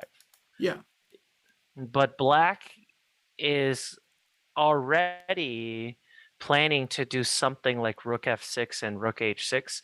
So just to answer your question, Shuru Bukitsun, I think that's what white would be aiming for. And maybe even some rook takes e5 ideas to throw off black's coordination. And after all, black's king could be a little soft if the dark squares are taken away, or at least that bishop is taken. right. Yeah, this is it just feels like white is behind. Um, I would really like to play c4 as white just to get the pawns moving. But one of the problems, I mean, number one, black can maybe just go rook f6, but also black just plays bishop takes b2. You can't go c5 because of queen d4 check and queen takes d3. So it's like white's plan just doesn't materialize. So white has to, yeah, white has to play a different move here. Hmm. Okay, I guess we'll let Ruyang come up with it. Let's jump to board 7. This is Zoe Tang against Viom Vidyarthi. Um, and yeah, this is the top board of the Barber and the junior high tournament. Indeed, we see E5. This is the move we were expecting. Viom doesn't miss his chance. And yeah, I think it was kind of unfortunate for white. We were both thinking she should just play knight c4, take this break under control. Misses her chance after e5. Now de knight c5. Feels like black gets just positionally fantastic position here. Knight drops back to e6, rook a c1. And now e3 is the last move we see played. And wow, what a move. Big tactical shot from Viom here. I guess, okay, a couple of points. So queen takes e3. Looks like rook d3 is the response. And then knight on c3 is hinging. And on fe3, just bishop d3, winning the exchange. So simple And it's shot, all but because white did not contain the e5 break. yeah, And I just can't stress that enough. When you this is have just one control of move. a position, just stop all the breaks. And if you can neutralize the counterplay, and then you're just left with a position with more space. And white's plans, I thought, were very straightforward for the most part. So it was just a little more attention to detail. So unfortunately, Zoe kind of let that out of her grasp. But we live and learn. Yeah, Um, yeah, drop the ball a bit because it feels like after knight c4, super pleasant position, and black has to figure out how to deal with this d6 weakness after the game. I mean, I think she's going to be kicking herself like, why did I allow e5, you know? Just a lesson you have to learn. Like, you got to anticipate your opponent's ideas. And this is why a lot of coaches tell their students to like stand behind their opponent to kind of see the position from their side so you can get like a better perspective on what the opponent might be trying to do. I think if you put yourself in black shoes, you know, for just a second, you see like, okay, black is going to want to play e5, and then that can kind of lead you in the right direction to stop it. Now, Kostya, here's the real question. Should Yeah. you stand behind your opponent and do a fist pump? Yeah, when they make the wrong move. Okay, maybe a little Definitely. too much. Not in the spirit of chess, unless your opponent is your mortal enemy or your nemesis. I guess then all bets are off at that point. Hmm. But yeah, not the most proper thing to do. Who are you saying? Fedosiev did that That's right. in the World Cup? Yeah. Okay, I need to watch that video. I'm gonna. Oh man, Um, it's very triggering. All right, we gotta be careful. oh, oh yeah, of course. I'm gonna watch that video before my games just to pump myself up in the future. I think. That's funny. I mean, sorry, fist pump myself up. Nice. Yeah. So okay, it looks like Viom is taking this one. If he wins this game, he's going to be on 4.5. And board 2 in this section, there's also two players with 3.5 points. So if there's a winner between Terry Luo and Bach Go, or Bach No, then they're going to be playing on board 1 next round, and we'll see them tomorrow morning. If not, there's a lot of players on 3 points who could catch up and try to fight for the top place as well. Okay, let's go to first board of the Rockefeller section. These are the elementary school Tournament of State Champions. And yeah, this game has just gone full King's Indian. We saw f5 from black. 91, your move was played. f4, bishop d2, g5. White plays takes, and f3. Just treating this one like a King's Indian. And black goes h5 in time before white is able to kind of set up any kind of blockade with g4 and h3. Takes on f4.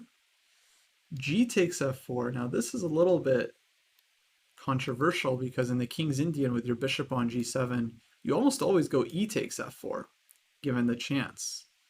And I feel like that might have been an opportunity here to just play ef4, bring the bishop to f6, and then bishop e5 again, are kind of favorite Mm-hmm. idea in these positions. Maybe a missed opportunity because black goes gf4, bishop d3, rook a5 played, knight to c2, and kind of surprising. We have an open g file, but neither king has shifted off of the g file. Both players starting to play on the queen side.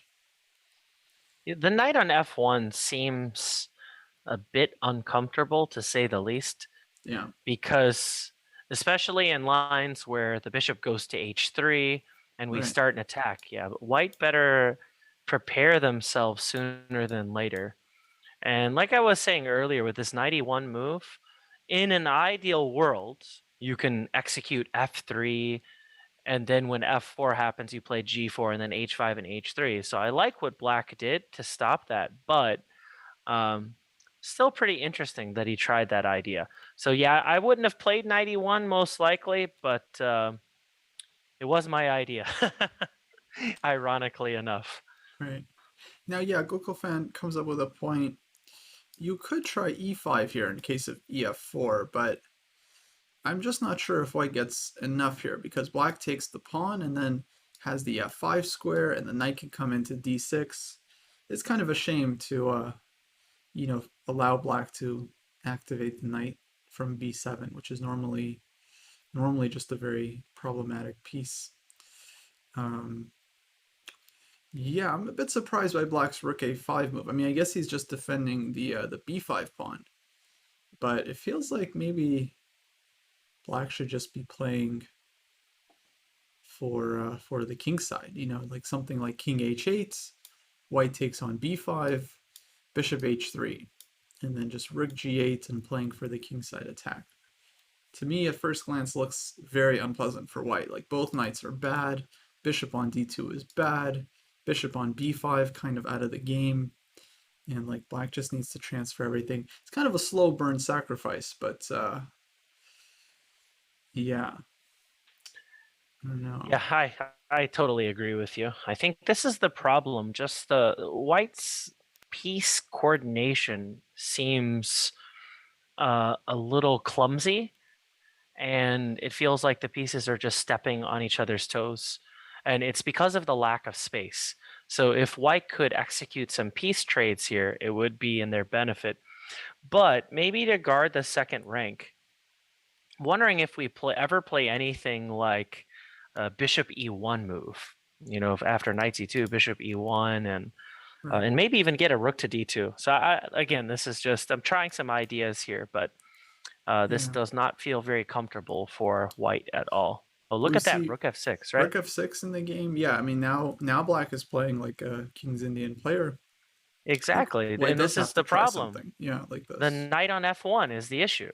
Yeah. It can't come to any good squares, and then look at this. A few moves away, we have rook g6 and bishop h3. Yeah, that seems like just a very annoying plan. It's problematic. And then I think white might have to resort to playing knight e1 again. Knight e1 back. Oof. After playing That's knight a c2, that's tough. yeah. The pieces are kind of just running into each other at this point. Yeah. Now, Mr. Juicy Burrito, we are kind of focusing on the invitational games for this stream, but we will be covering the US Open, the final 3 rounds, on this channel, starting with Friday with round 7, and then watching the final rounds as well, rounds 8 and 9. So that's going to be coming up this weekend. But for now, yeah, we are watching the invitationals. These are the tournaments of state champions. We have the senior tournament of state champions, the high schoolers, the girls, the junior high players, and the Barber. Shout out to Charlotte Chess Center. Good to have you in the chat as we watch some of these games. Let's check in with some of the seniors, actually. We have Inkbot here against Doug Eckert. This game has kind of blown up a bit. Let's take a look. Actually, Inkbot did end up playing this d5 move that we were considering. Black responded with e5, bishop h3, going after the knight, knight c5, queen d1, castles, bishop takes e5, knight takes e4. Now bishop d4 just played by white. Yeah, position has just completely opened up here. Black is still a pawn up, but I mean, I don't know. After this move, bishop to d4, um, I mean, it's very double-edged. Like black can play c5, for example, and I mean, these pawns could actually just start rolling on the queen side. c5, b4, c4. Yeah, I don't Yeah, I know. think I just like c5 Yeah, I don't know if white has for enough here. sure. Yeah, exactly. And these tactics with something like bishop g7 or queen g4, I just don't think they work. Not to mention you could play knight g5, and then if f4 type of ideas, right? You always have f5. But yeah, I mean, the after the immediate c5, if we take on g7, then the queen opens up to g6.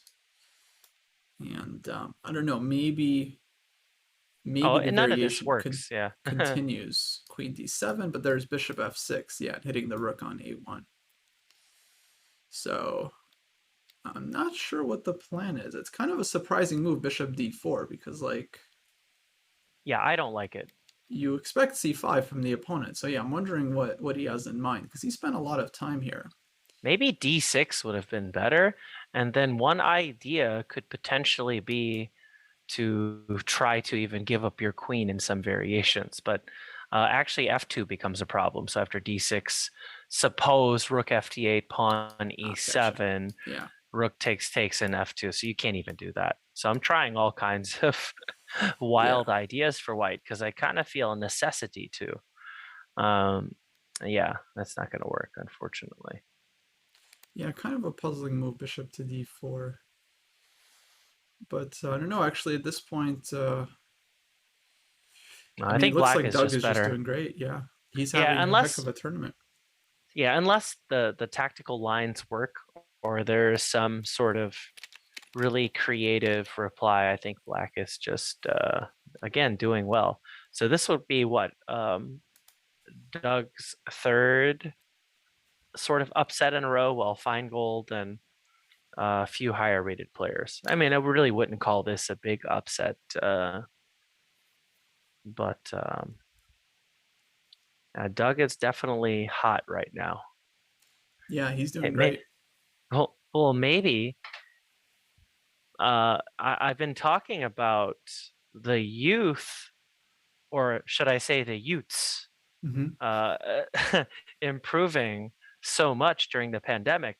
But what about maybe some adults that have rediscovered the game and even maybe had more time off of work, and they don't have all the daily pressures? So there's something to be said about that. Now, I mean, I know that Doug was active already, but maybe he had a little bit more time to put in time for opening preparation and things like that. Yeah, I mentioned it before. Doug is someone that works on his openings, works with chess base, gets coaching, works on his chess. But yeah, I think the adults that improved during the pandemic, I think they're the ones that deserve awards, and medals for taking the time to improve their chess. Because it is harder for adult players, I mean, forgetting the biological factors and things like, brain plasticity and any of that stuff that I don't really understand. You just have less time as an adult. You have more things to worry about. You obviously have like health concerns and yeah, being able to focus on chess while also maintaining a job and a family. I mean, it's like I mean, I don't have a, full-time family, so I can't even imagine how difficult that is. Um, Okay, bishop c5 played. So something both of these players, I guess, don't uh, didn't like c5 for black. I'm really not sure why. Very I like curious. this move too, though. Yeah, I I, mean, I seems think, solid. yeah, black is basically saying, hey, I'm going to make some trades here. I have the extra pawn. Your pieces aren't developed all the way. Prove it. And I think bishop c5 is perfectly fine. I would have opted for c5, but I think bishop c5 would be my second choice. There is, I mean, it does open up the possibility to go bishop takes g7. Now, this is a very sharp idea.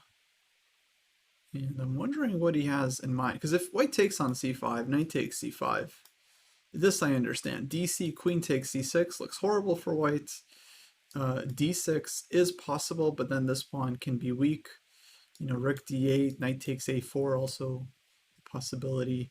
I don't think white has enough here for the pawn. But what's happening on bishop takes g7? I mean, white might have to try it. Yeah. So Um, bishop f2 could be a problem. bishop f2, maybe knight f2 is Or actually knight, yeah, knight f2. I think that you're right about that. covers Yeah, it's g4 even and better. hits everything. Yeah, so knight f2, that's his point. Yeah, And just doesn't yeah. work. There's no move for white. Oh, and he played bishop g7, but I think, yeah, you can smell the desperation with that move. Bishop g7 played. And this is why I was so critical of the move e4 on move 13, because if you're going to play, because I've played these positions myself, and if you're going to play the Catalan and gambit the pawn, keep your bishop alive on g2. Yeah. I mean, look where the bishop ended up on h3, and striking air, essentially. It's so good. But I'm really confused by this because, I mean, Inkbot's a very solid player. He played bishop takes g7. He didn't spend too much time on this. I just don't see what he wants on knight takes. This just looks like a winning move for black. I think he knows he's lost or positionally uh, in a poor spot. So he said, hey, you know what? I'm going to give this a try. Hopefully Doug doesn't see this, but I'd imagine the way that Doug's been playing, that he's not going to have a problem finding this. And like I told you before, I mean, even when I played him in the Chicago Open, I believe a few years ago, I mean, he's just like, I couldn't get anything past him.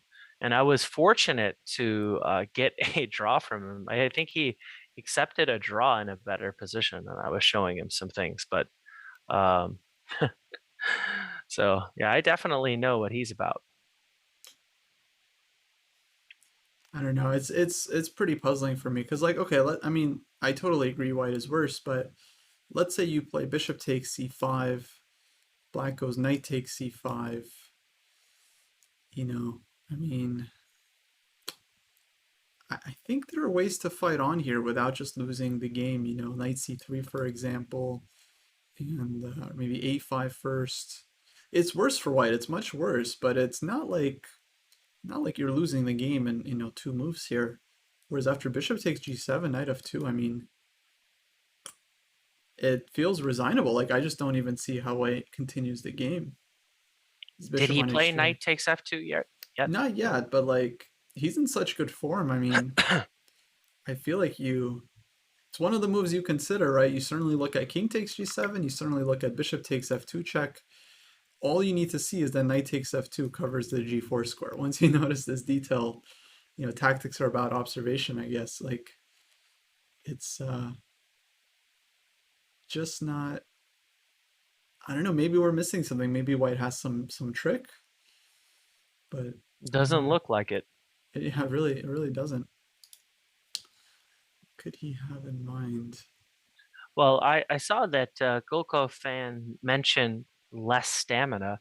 So it could be a moment like this where we think that Doug will play the obvious knight takes f2 and seal the deal. But hey, maybe it's it's getting later in the day. It's getting later in the tournament, and maybe that's where the stamina can begin to rear its ugly head and reveal itself. So Yeah. now I'm not rooting for that in any respect.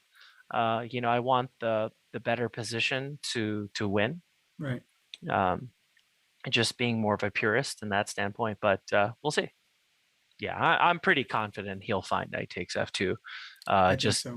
based on his form. I mean, Absolutely. So his game against Ben Feingold was very impressive. Like really well played. So it feels like he's in great form for this event. It is 9 p.m. in New Jersey. This is the second round of the day. This is round 5. Neither player has taken any buys. They've played every round, and I'm sure they're very tired. To me, yeah, it feels like one of those moments where even if you see knight takes f2, you're like, man, is it really this simple? Yeah, I must be missing something. I've definitely have not been definitely been in that form where I'm just like, wow, I mean, what's happening here? Alexei Roux telling us buys are not allowed in this event. Why is that? Is there a reason for And that? there we go. Right on cue. Knight takes f2. Knight f2 played. Yeah, bravo, Doug. Yeah. I expected nothing less. So hey, at least if he rewatches the stream, he'll know that we had his back. Yeah, Doug, I believed in you this whole time. That's funny. Yeah, so knight f2 played, and unless we see just an immediate response from white here, I'm going to go ahead and assume that he just blundered this or he missed something. I mean, queen h5 has a try, but No, this is helpless. knight takes h3 comes with check, and then covers the g5 square, yeah? So just king takes g7, and white's going to be down a piece. Okay, rook takes f2 played. Bishop takes f2. And after the king moves, if black can take on g7, that's going to be a rook up. And I think that's all she wrote. And then Doug can get his sleep. Now, rook f2 was played pretty quickly. My feeling is that while Doug was thinking, Enkbot, of course, realized what's happening, and this is where you just kind of play quickly. He is down on time. You hope for the best, right? You just play for some kind of swindle. But I think, yeah, I think black is winning this comfortably. The bishop will come back to d4 and just dominate the dark squares. The queen can get in like c5, and then d5 pawn is hanging. Yeah, king g2 played. And yeah, Can we look at the other Doug's game? Douglas Root, Alexei Root. for What sure. are the odds that mm, that they know each other? I Pretty good. know. Yeah, absolutely. We'll call this one for Doug. We expect him to win this. Let's jump to board 3 in the Irwin Invitational. This was the French. This was the early exchange sack. It's really interesting, actually. We last saw this move e5. Will mentioned that this was following a high-level game where Grandmaster Safarli played queen to b3. Instead, we see de5, knight takes f3, knight g1, takes on e5, f4, takes on d3, queen takes d3, g6, and feels like black got a ton of compensation here for the exchange. d3, queen d7, and knight h4 is the last move. Now, far from over this game. I do think black is happy, but position's open enough where white's rooks are quite good, right? Like, we can't say white doesn't have, let's say, a good position for the rooks. It's just the king is weak and black has a strong d pawn. So, let's see. There's a tempo to be won with rook e8, but the problem is this gets met with rook e1. And there's one thing to understand about positions where you're down the exchange or up the exchange is that the side with just one rook wants to keep that rook on the board. You don't want to trade off your only piece that can fight on the files, whereas white would really love to have the only rook in the position. So I don't think we're going to see rook e8, rook ae1. Black could take on h3. White is giving this pawn up. Well, bishop h3, rook f3. Presumably, Right? yeah, rook f3 is the response. Then if black doesn't have a trick, he is going to be losing the the d pawn. I don't know. I sense that, of course, black will have some sort of compensation, not necessarily in this line, but just because of white's king Yeah, safety. And because of that, it seems like black will often have a draw in hand. Maybe I'm overestimating it a little bit, but at least that's what I feel intuitively. right. The king is just so open that at a bare minimum, black tries to improve the position, maybe play for a win, and they know that hey, worst case excuse me, worst case scenario. All right, let's just keep putting the king in check. Yeah, I mean, this can go wrong. Like if the queens come off, for example, then I think white gets a big advantage. But I don't think Doug is going to allow a queen trade. I think he's just I mean minimum he can go rook d8 here, knight takes f5, queen takes f5, and then try to get this knight to d4 and play for chances against white's king. Yeah, objectively, I'm not sure. I imagine white is probably fine, at least fine. Maybe the engine even gives white a small edge, but in practical terms, yeah, you just never enjoy white's position here, right? It's like you're always worried that you're gonna open up the king too much or blunder some knight fork in the future. Elliot actually lost a very tragic game last night where he was holding at least a draw. Maybe he was even slightly better against Igor Khmelnytsky, who's on board too. And then he ended up blundering into a knight fork and losing the game. So yeah, I might be having nightmares about that one for a while. Yeah. Hmm. I like knight h4 though. He's challenging the light square blockade big time. And I yeah, wonder who Alexei is rooting for.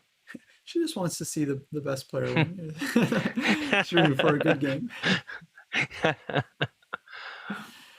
Maybe knight e7 here. And then trying to recapture with the knight on f5.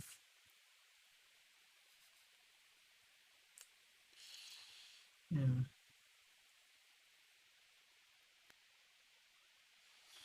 Okay, let's check out board 2 in this section. This is Steven Spijak against Igor Kelnitsky. And what is happening here? I think we had some tactics in this game. So let's go back. We did have knight takes d4. This is where we saw it last. Bishop c5 played, bishop e3, knight b4, rook c1, takes on d4, knight c6, bishop b2, king d7, rook c3, tempting black to take this pawn on e5, and he takes up the challenge. Says, you know what, I will grab this pawn. Rook g3, this was white's idea. And now black goes for knight c2, bishop takes e5, rook c8, h4, g6 played. So Igor kind of picked up the gauntlet here. Like he didn't have to take this e5 pawn. He definitely could have kept, I think, a very solid edge with any move like rook c8, rook fc8, g6, anything like this, and I think black is better. But he decides to just grab the pawn and goes for this position where he's going to be getting the rook for two pieces. He will have one pawn, but Yeah, so the issue yeah. here, right, is after like knight d2, knight a1, bishop a1, rook c1. I think this game's over already. Oh, it's not. Yeah, he's just going to be up the exchange. Yeah, it's game over. Yeah, this is what I So was this is missing. a pretty beautiful tactic by black. Just this call move g6, and you can't stop knight a1, and you're gonna just give up a whole rook there. Yeah, I mean, he could have already taken on a1 here, and then bishop takes, rook c1 check, and he's up the exchange. But then white takes on g7. I think black is definitely better, but okay, at least white's bishop is pretty good. So he decides to just be super, super patient, just goes g6. I would say this is like a GM level move. just showing that actually your rook isn't going anywhere, and this rook c1 is coming. Even if white plays king h2, avoiding the check, it's still knight takes, bishop takes, rook c1 with a skewer. So he's winning the exchange here no matter what. And yeah, He very can just impressive. resign. It's just It's lost. time. Yeah, Oh it's yeah, exchange dead and a lost. pawn. So I mean, yeah, knight takes e5 at first glance looks super scary because you're opening up the diagonal, but at the same time, if you can get away with this move tactically, which clearly black is able to, it's just a winning move and a very, very strong move. It's a very instructive moment because a lot of players would probably avoid taking this pawn just on general terms, right? You don't want to open up the bishop. But if you can take a center pawn and get away with it, that's pretty big. Looks like black is having their cake and eating it too. Exactly. Yeah. So very nice. So Igor, I think very likely is going to be on 4.5 after this round. Doug Eckert, I imagine winning as well. We have a couple moves here. King takes g7 was played.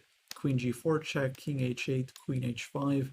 Now Doug just needs to defend against this one threat, bishop f5, and he should be good here. Okay, it is an annoying move. I mean, I certainly believe white should be playing on, but I imagine black should have. Actually, there is queen e5 check in the position as well. So I would say this is still a little bit tricky for black, and he has to make sure to find an accurate move here. Bishop c8 might be my immediate choice. Queen e5 check, we can go f6.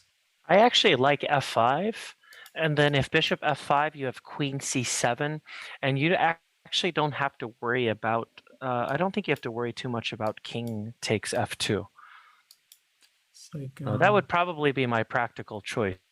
bishop c8 at the end. Yeah, I think you're absolutely right. f5 is a really nice move. If he finds this, then it's just absolutely game over. So takes, queen c7. If you give black one move to play bishop d4, I mean, it's just a rook up. White has no attack whatsoever. So king takes f2, bishop c8. And I mean, there is g4, so okay, it's only going to be an exchange for black, but still, that's enough material to win the game. You can go bishop f5, gf5, queen e5. Rook is hanging, rook takes f5 is coming. White's just completely undeveloped. Or queen f4 even. Queen f4 f4, also. and if queen f3, queen d4 check. Oh yeah, it's over. White can't even use the rook on a1 and the knight on b1. Yeah, f5 is very nice. Yeah. I'm sure there's other things as well, but that one is just super, super clean.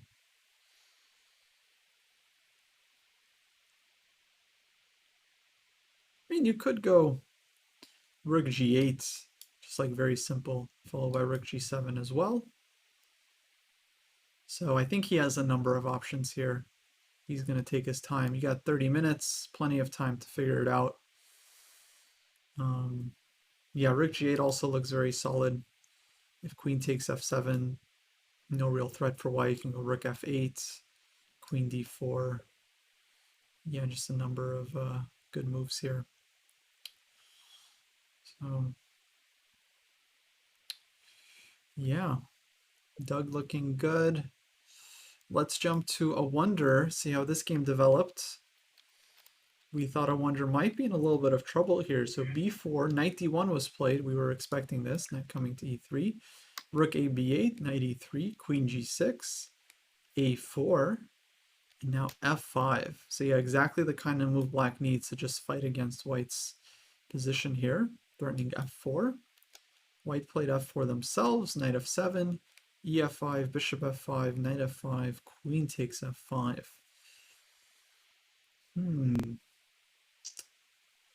I mean, looks like black got out, right? Like, I mean, after these changes, Yeah, it white is certainly not having feels to like it. attack. Yeah. Yeah. Okay, bishop takes a6. That seems to be the best way to put the onus on black and just say, hey, what are you going to do about my outside pass pawn? Right. The At least material something has to been play for. restored. Yeah, for white. Yeah, I think you have to. Mm-hmm. Uh, and then maybe you have a blockade on c4 with your bishop. And I think it's very hard for black to find a breakthrough. Now, obviously, you don't play bishop c4 due to queen e4 check, but just some ideas to consider. So maybe on that note, maybe black should play c4 right now to get this c3 pawn moving. Oh, that's actually a good point. Yeah, Yeah, why not just c4 since you can't take? I'm sure. I'm sure a wonder will play that move. that looks Seems really to be the nice. most cagey. Yeah, Yeah, and then if the bishop can't take on c4, maybe you could give it some problems later on. But then again, it just has b5 and then reinforced on c6. right. Yeah, I mean, I'm not too worried about white's light square bishop, but this dark square bishop, big problem. This is basically just doing the work of a pawn. Black's knight on f7, also not a great piece, but at least, okay, Knight it's h8. performing some defensive roles. Yeah, and can much easily be transferred. Exactly, knight h8, knight And knight g6. g6. But yeah, I love I this also c4. Just coming to also c3. like ideas like bishop d4 at the right moment too. Yeah, If you don't go c4, right. just trying to target that d5 pawn. Yeah, absolutely. If black takes Yeah. d5, then it's kind of crushing strategically. Mm-hmm. Big pawn in the center. So I'm really well not sure played what by to make Wonder. of this position. I think his move f5, this is the one to kind of take away. Because it's like, it looks odd at first, like you're giving up some light squares, but actually you're just like breaking down white's powerful center with this move. And then f4, just knight f7, very calm. Yeah. Okay, he's got big time edge here, so he will be looking to win. Let's actually check out board 2 in this section because these players also have 3.5 points, and the winner will be playing on board 1 most likely next round. Now this is some kind of endgame where black is just 2 pawns up It looks over. and winning. Yeah, rook c1 coming next. White is playing for the blockade, but this is very unlikely to hold. I think just rook c1, knight f2, bishop f8 is kind of clean, followed by bishop c5. Oh yeah, I like that. That's really smooth. Yeah. So Shunkai Peng having a great tournament. This is the kid that drew a wonder in yesterday's evening round. So now if he wins, that'll make for a very interesting final round because of course he and a wonder can't play a second time. Presuming they both win, they'll have 4.5 points. They'll both be playing players with 4 points. If Carissa Yip wins her game, which I'm hoping she does, then she'll be playing a wonder in the final round. And that means that Shunkai will be playing another player with 4 points. And yeah, both players will have to kind of play for the win in order to fight for first place. So, okay, could be a very interesting final round. Let's see how Ru Yang is doing. She ended up going king h1 in this critical position. And after rook f6, she, I think, makes a pretty smart move, bishop d4, fighting against black's blockade. Just taking advantage of the fact that black can't take twice on d4. Black takes one, cd4. White's pawns are weak, but now at least you're not getting, massaged on the king side so badly. Yeah, I was really thinking about rook takes e5 or this move because you Mm-hmm. can't just let that bishop stay there. It seemed like a slow death if you allow the bishop just to plant itself on e5. And yeah, black had very clear plans of just breaking through on the king side. Rook h6, bishop e8, and h5, all these other ways to force back white. But at least you have hope. There's some counterplay here on the e file. Yeah, absolutely. I think it's much better for white than it used to be. Still So worse though. still worse, but good for her good for her to kind of fight back and at least get some chances. Now you can have maybe like rook c1, rook c7 ideas, or doubling up on the e file. And now Asa has given back all of her time advantage. Actually, after cd4, she's basically spent like half her time on this move. I don't really blame her. It feels like a very critical moment for Black to figure out what to do in this position. Maybe rook f6 was a little bit hasty because it allows this bishop d4. Maybe rook a8 first or something should have been played. Yeah. I don't know, perhaps though, I like an idea of rook a f8, for example, with the potential of g4 and rook h6. Oh, there we go. I agree with Petey. So Petey g4 carry on us. before rook f6 or in the live position. Maybe g4 now. Yeah. I don't know. Somehow I like preparing it a little bit more with rook a f8. But look at that. g4 Oh played, but my! there's There's a tactic. tactic. Yeah, we just saw it at the same time. We can take on h7. Maybe queen takes. Wow. Or maybe And bishop this is the takes. Yeah. exact thing we were talking about.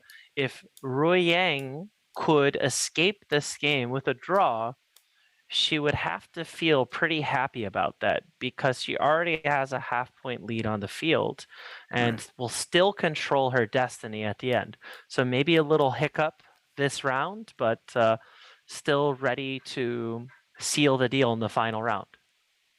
Though now I feel like, I mean, might be more than a draw for white because pawn is a pawn. I don't think black should even take on h7. I think black should play something like king f8 and keep more pieces on the board. But yeah, this is a big chance for white. And unfortunate for black. As they say, mistakes come in pairs. I think rook f6 was the first mistake, although to be fair, this was one of our main candidate moves as well. And then bishop d4 just allows white to, yeah, break this blockade, trade some pieces. And now g4 we see kind of, well, some of the drawbacks of moving pawns in front of your king is that often it ends up opening up some tactics. And I'm sure Riang will spot it. She's probably just deciding whether to take with the queen or the bishop. Bishop takes, though, feels a little bit scary because then black, of course, avoids with king f8. And then rook h6 is still kind of in the air. Although now rook takes f4 is also hanging. I don't know, maybe you can make this work for white, but queen takes h7 just feels so much safer, just getting the queens off the board and going into that endgame. And I mean, it's not clear that white is winning after king f8, but the trend has just completely changed in this game. So it'll be hard for black to save this one. I think just psychologically very Yeah, difficult see, to that's why continue. my intuition was just, okay, rook a f8, prepare it a little bit because white didn't have an active move, right? Yeah, What was white going to do? So the pieces were placed on some decent squares, but if we look back at that, if you go rook a f8, what can white do that's productive in the meantime? And notice this bishop h7 idea no longer works because you can go rook f7 at the end of the day. yeah. It often happens, like even if you don't see the tactic, but you just make the most positional looking move, it's like you kind of avoid falling into traps. Yeah, I don't know. I mean, I think White's idea would be like rook c1, rook c7, but it's pretty slow. So clearly not as good as If rook c1, then you play g4 and rook h6 is coming, right? yeah, Let's yeah, see. absolutely.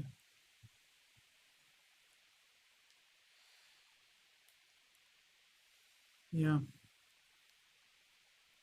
Okay, so big chance for Ru Yang Yan. I mean, if she wins this game, then she's I mean, she's not home free, right? Because Arya Kumar in this section also has 3.5 points. She might win her game. Not sure. She's playing a higher rated player in Sanjana Vital.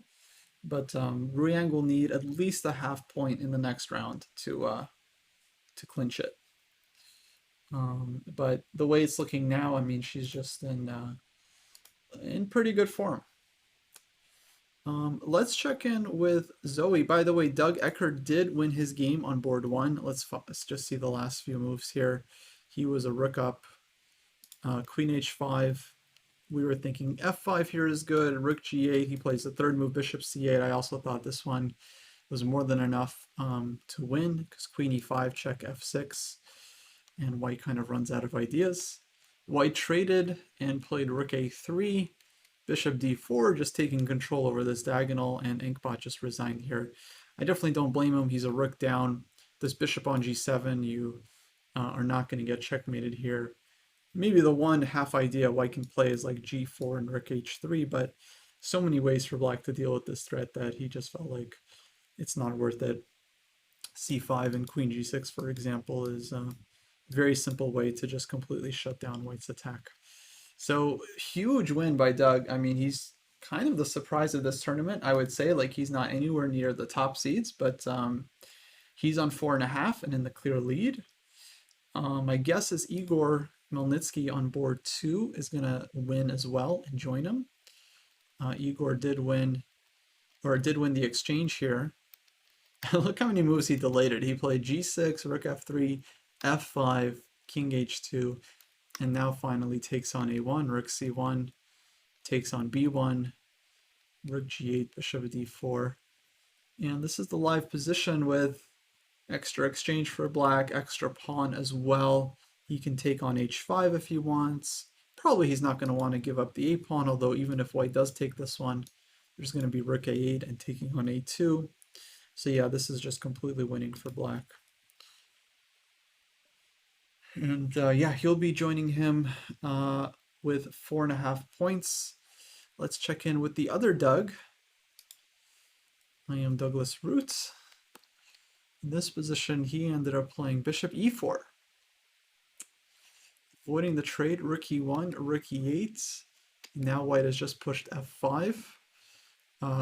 Very interesting move actually from Elliot to kind of break open the position for the two rooks. Ooh, that king feels really bare right now. Yeah. Yeah, I like this idea a lot. There's queen g5 check in the position and rook g1.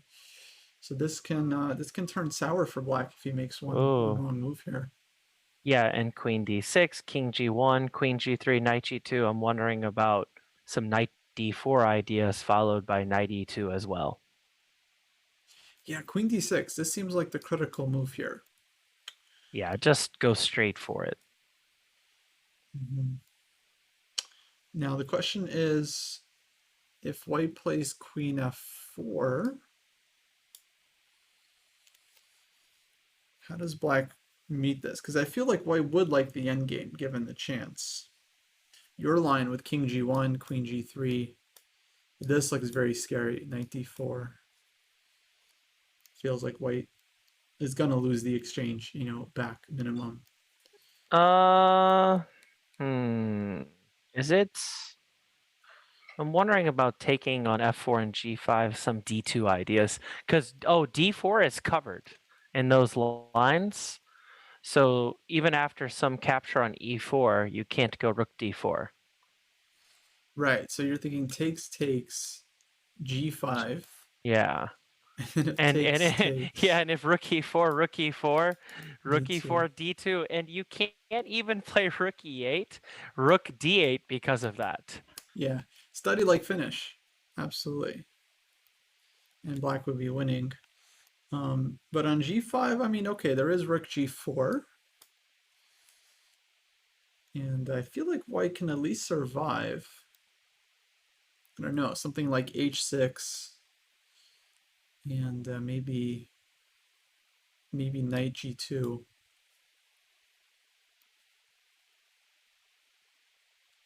I don't know. I mean, I think black could fall into trouble here as well because of the pin on the e file. Just looks very scary.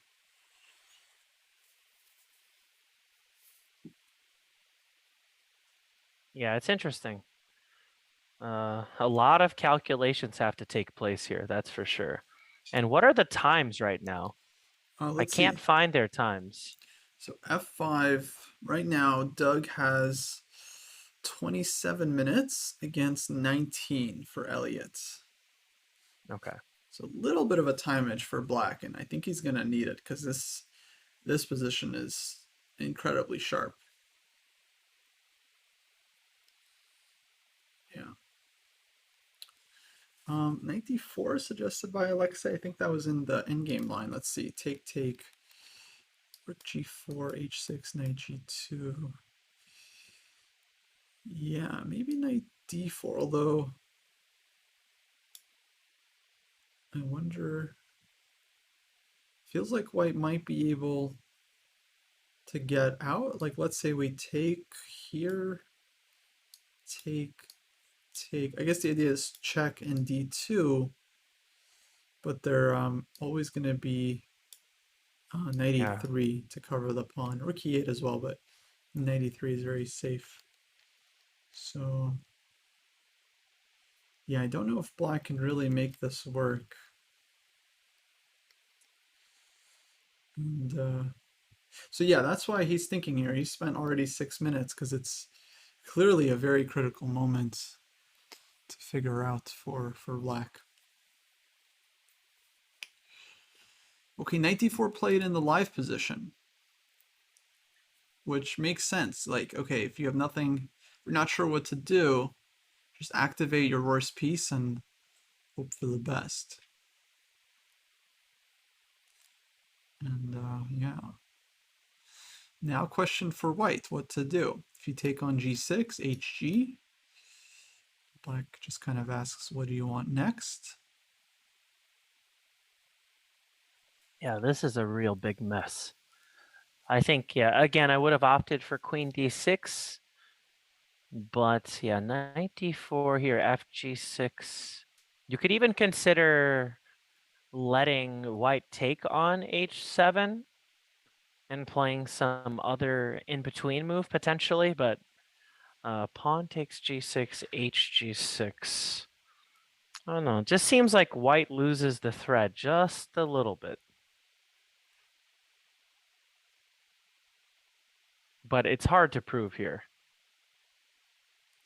Yeah, it's one of those positions where like any move could be your last move for either side. Like, No, I agree. so easy to blunder here. It's on pins and needles for sure. Yeah.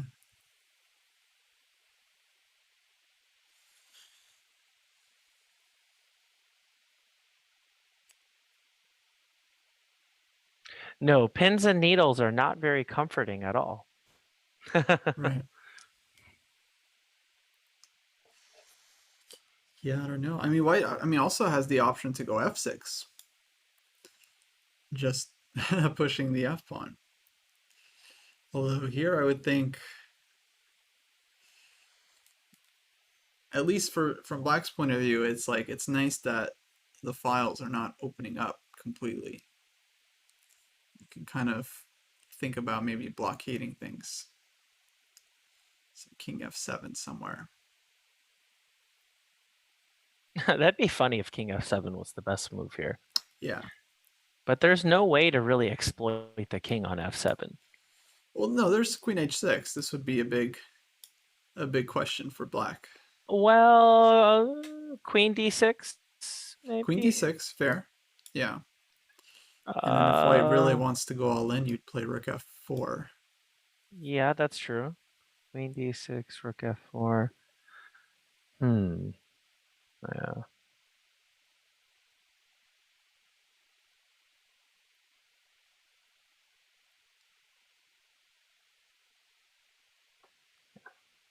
Yeah, this is tricky. Yeah. Yeah, this I think not exactly what Black wants. But okay, king f7, of course, not forced by any means. You can also play queen f7. 6 million, what does this refer to? I don't know. I think just a scary sounding number. Oh.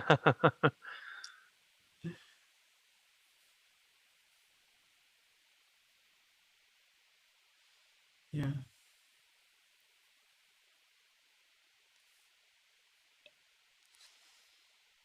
Boy, yeah, very sharp stuff. Will, let's take a break here. We'll be back in a couple minutes. We actually have some results. So Doug Eckert won, Shunkai Peng also won, and Vyom Vidyarthi also won. We were kind of expecting this after E3, just like winning material um, for black, and he ended up breaking through with the two bishops here. So yeah, folks, we'll be back in a couple minutes to close out the rounds. And yeah, see you guys soon for the rest of round 5 from the U.S. Open. All right. See you soon.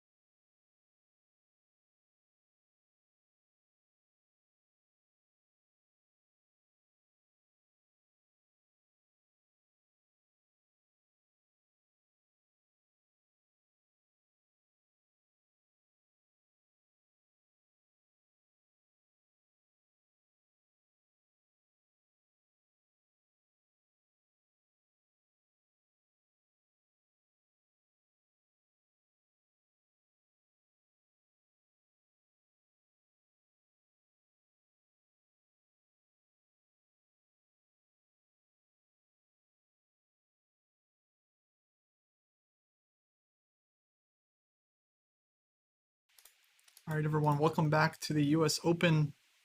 We're watching the end of round 5 here in the invitational events. We've got the Denker, the Barber, the Rockefeller, the Irwin, and the Haring tournaments all taking place, featuring a bunch of state champions. We had a couple of results come in right before the break. A couple of games that just ended as well. Igor Khmelnytsky did win his game in the Irwin Invitational, taking his score to 4.5. He, I believe, is very likely to play Doug Eckert in the final round, as these are the only two players with 4.5 points. So they'll be battling it out for first place most likely. And yeah, he just had his extra exchange here and no issues converting. On board 1 of the Rockefeller, the elementary school tournament of state champions, we were watching this game between Austin Tang and Henry Deng. We thought Black was doing pretty well in this position, but they ended up drawing. Let's see what happened at the end here. So it looked like a very nice King's Indian type of position for Black. But yeah, somehow didn't really end up in Black's favor. Now hold up, I'm very confused here. Bishop c6, and okay, he doesn't go bishop g2 check right away because I guess White's just gonna sack the queen. I'm like, what? What is happening? But no, bishop g2, king g1, this would be disaster, but bishop g2, White plans to sack the queen anyway. So he plays knight a5 first, b4, knight takes c6, does take the queen with bishop g2. And I guess here Black made a critical mistake with queen to b6, allowing White to push b5. White actually offered a draw here. According to the Lichess engine, which is automatically on once the game ends, White is actually a little bit better after this move b5. Very nice resource, because if Black takes, then I believe the idea is rook a8 check first, followed by c7, and the pawn is promoting. So Black cannot take on b5, and the queen is kind of passive. Yeah, White could have played this on. I mean, if you can't take on b5, you let White get c4 and rook a6, things could get, really bad really quickly. So I guess a timely draw offer by White, not realizing he's maybe even better. And Black was smart enough to accept it, knowing that he might be falling worse. So a bit unfortunate for Henry. He was definitely better. All he needed to do was, I guess, avoid this idea. Maybe knight e6 or something in this position would have been the way to go, just to keep the pawns under control. And then yeah, Black is certainly better with the queen. But okay, this game ends up drawn, so that means in the Rockefeller section, there's going to be 2 players with 4.5, and based on the result of board 2, we might have a third player with 4.5 as well, as Andrew Jiang is playing against Sepper Golsafidi, who is 3 points. So a good result for the rest of the players in this section is now there's 2 players with 4.5, and they could theoretically be caught in the final round. Let's see, going around the horn, we have this game we were following that got actually very exciting between Elliot Winslow and Douglas Roots. So we did actually see this line that we were kind of joking about. f6, king f7 was played, queen h6, queen d6 check, rook f4, knight e2, just running with the king. Queen takes h7, king e6, and now knight takes g6 on the board. Elliot Winslow in big time trouble, and I have no idea what's happening here. Well, I mean, it's just looking incredibly sharp. I think Black is just winning from what I see. After bishop g6, queen g6, queen f4, it looks like that's it. That's a check. Yeah. Yeah, no, Black is crushing. By the way, I saw earlier in the chat, we have a former U.S. women's champion in the house, Alexei Root, and I kind of wanted to know who's stronger, you or Doug. I just throw that out there. Yeah, it is looking good for Black. Your line is very simple here. Bishop takes g6. Knight takes f4, not so easy because rook takes e4 comes with check. But yeah, bishop takes g6, and I don't see what White does. Rook is pinned, queen is under attack, no good checks. looks like it's just going to be over. Queen takes f6, extra piece. The knight is nicely defended by this pawn, and even though black's king is out in the open, there's just not much that white can really do here. Yeah, he better see bishop takes g6. I mean, I think. Then you might have to take back your last comment, Alexei. Yeah, I think it's a matter of nerves. I think as long as you stay calm, you just look through your options. I think you can find this one. And yeah, I can even take on f6 here, but probably there's something even better in the position. But yeah, we'll expect black to win this one. Let's jump to a wonders game. Oh, this one really blew up as well. Let's go back. What do we get? So after bishop takes a6, we did see this move c4. Rook ae1, trades on e1, c3, queen d3. Black goes for the endgame, gets a very strong pawn on b2, but now white pushes the a-pawn, and the light square bishop here is just doing huge work, covering b1, helping the a-pawn advance. And after rook e4, bishop c3, rook e7, black played rook a8 back, a7, bishop d4, rook b7, takes, rook takes b4, and rook to b8. And honestly, this one, very much unclear for me. I mean, material is going to be equal after the rook trade, which seems not exactly forced, but seems likely. But this b pawn, although it looks very strong, is very much under control by white's light squared bishop. So Yeah, something as simple as I was going to say bishop h4 and bishop f6 after, but then again, king g7 yeah, seems like that keeps that in check. But I think I'm going to make a prediction already. I think this game will likely end in a draw. right. I don't think black is better, Draw unless seems there's some likely. tactics. Yeah, because Yeah, like, mm-hmm. yeah, unless there's some tactical shot that Justin misses later on. But I think based off the skill levels of the players, I expect Justin to at least hold for a draw here. Yeah, I mean, black has like officially the better structure, like two pass pawns, the h pawn and the b pawn, but white's two bishops here are definitely very good, especially the light square bishop is just the best piece on the board. Maybe we'll see something like f5, knight e5, and just going for the opposite color bishop endgame, which I think would be very drawish. That seems like one possibility. Yeah, as long as white just activates the dark squared bishop here, he should be okay. Certainly there are chances for either side to go wrong, but yeah, draw seems like the most likely result here. We'll come back to this one. Let's check in with Bruyang and Asa. This is the board one in the Haring girls tournament. So last we saw g4.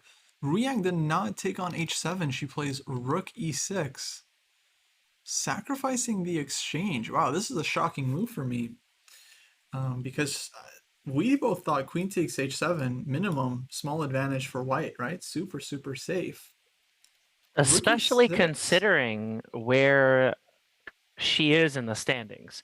So it would make sense if she did that if she's a half a point behind. Right. But the fact that she is half a point ahead, a draw still basically leaves her destiny in her control.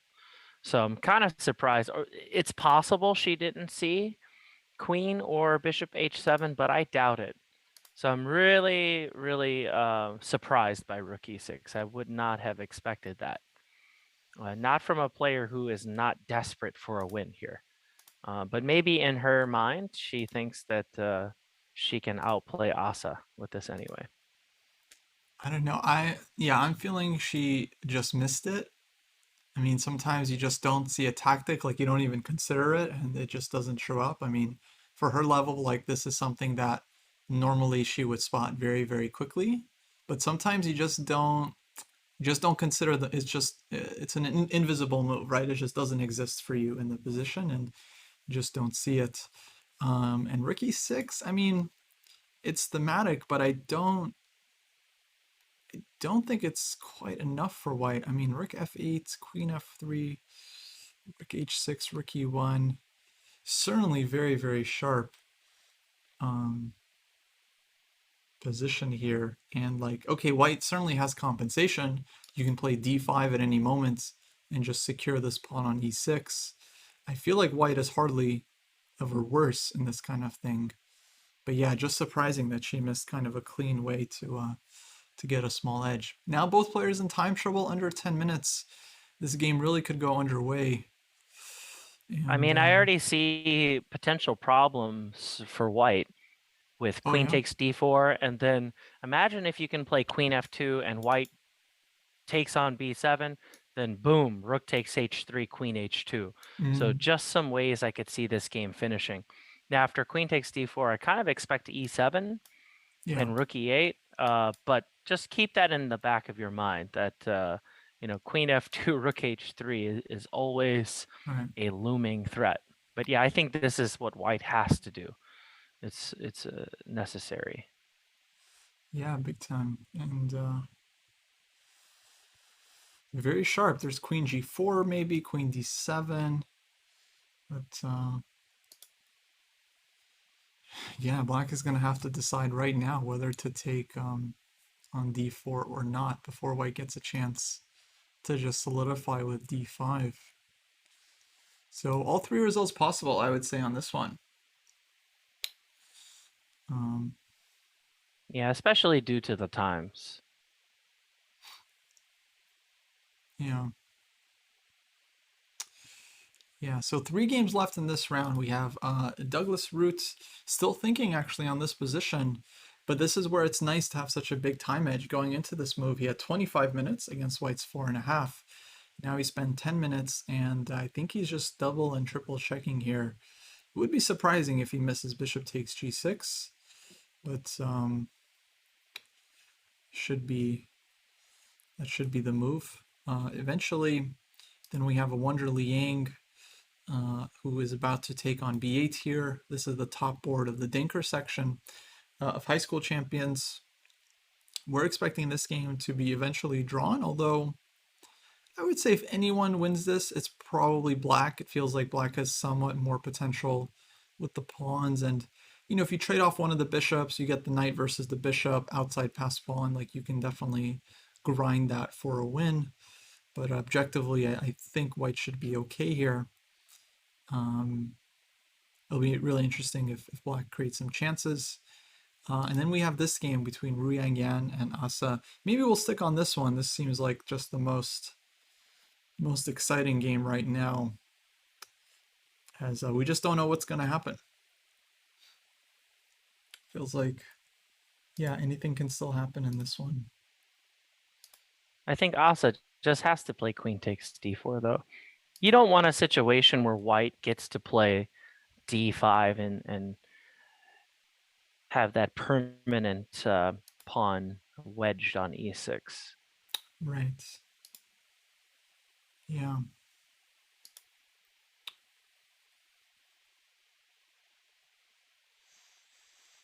I Yeah, suppose queen e7 is another way to play it too. you But could queen go e7, d5, passive, but then, yeah, all your pieces are just stuck behind pawns. Not exactly the most pleasant position. And on the flip side of me mentioning Ru Yang being up half a point, since Asa's down half a point, I think you have to play ambitiously. So even if that entails a little bit more risk, you're playing for a national championship here, and even though a draw would be a respectable result against a higher rated opponent, as we were talking about earlier in the day, sometimes you don't get the second chance in a game or even in a tournament, and you have to seize the moment, seize the day, carpe diem, Yeah. or however you say that. So correct me on my pronunciation. Yeah, absolutely. Now's the chance to kind of, yeah, this is where you just need confidence. You got to just play for the win and look for your opportunities. Playing passively in sharp positions usually leads to tough results. But Asa's thinking about it here. Certainly a very tense moment. She's the lower rated player. She's half a point behind. it's a tough spot, but yeah, you just have to believe in yourself, and you have to understand like your best chances of winning usually are going to be through playing aggressively, playing the most critical move, and yeah, looking to just seize your chances, as you said. Queen takes d4. I just yeah, hard to come up with a different move. You just have to like if you just don't see how you're losing after queen takes d4, you got to just play it. Mm, Now, I, I mean, Asa's instincts has gotten her this far. So, hey, if you rely on them, that's all you can do at the end of the day. Just trust yourself. yeah, I mean maybe she's calculating this line: queen takes d4, e7, rook e8, queen g4 check, followed by queen d7. Now, minimum, I think black could go queen g7 here, but there is some tricks. Yeah, queen g7, for example, white goes queen d7, and if you play queen f7 for black, then bishop c4. Super annoying move, and white seems to be winning here. Queen f8 and promoting. So maybe she's calculating something here, because actually you do have to kind of find a move here for black. King f7 actually is possible. Yeah, King F7, little counterintuitive, but it seems like there are no safe places to check the black king. Doesn't look like it. There's queen Yeah. f5, which probably is best. And then queen f6, bishop c4, king Yeah, I think once g7. you allow that, so that is a safe check, but I think it only helps black consolidate. And I think black is winning at that point. Huh. But what to do? Like bishop c4, king g7, queen d7, right? And just like going after the rook. Well, the problem is there's counterplay with F3. Yeah, you're right. Actually, now the rook is not hanging with check. So there's f3. There may be queen takes b2 with this rook takes h3 idea. But f3 looks very simple. Yeah, F3 just pawn G2 and queen F2, queen H2 Taking queen ideas. f2. Yeah. So very, very concrete stuff. Maybe this is exactly what she's calculating.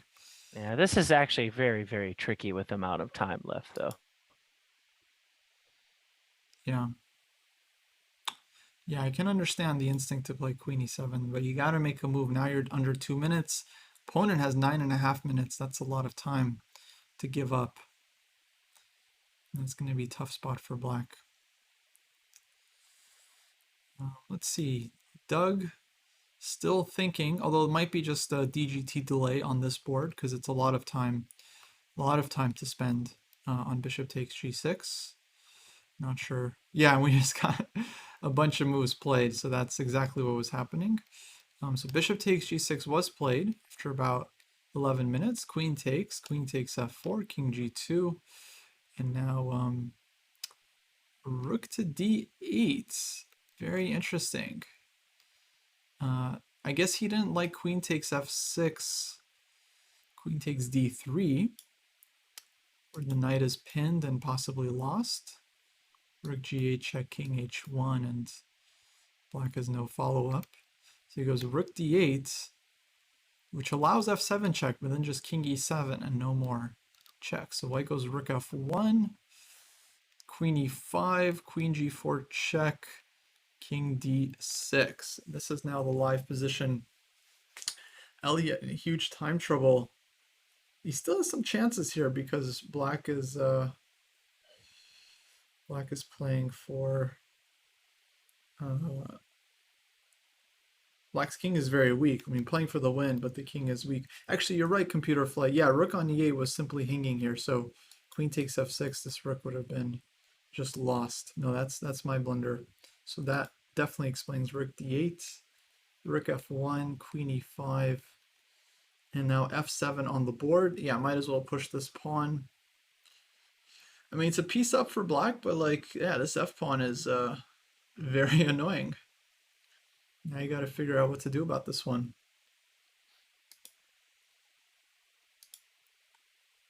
Yeah, I think it's just more annoying than anything, right? You know black should be winning, Right. and it's just a matter of seeing where all the checks are coming from.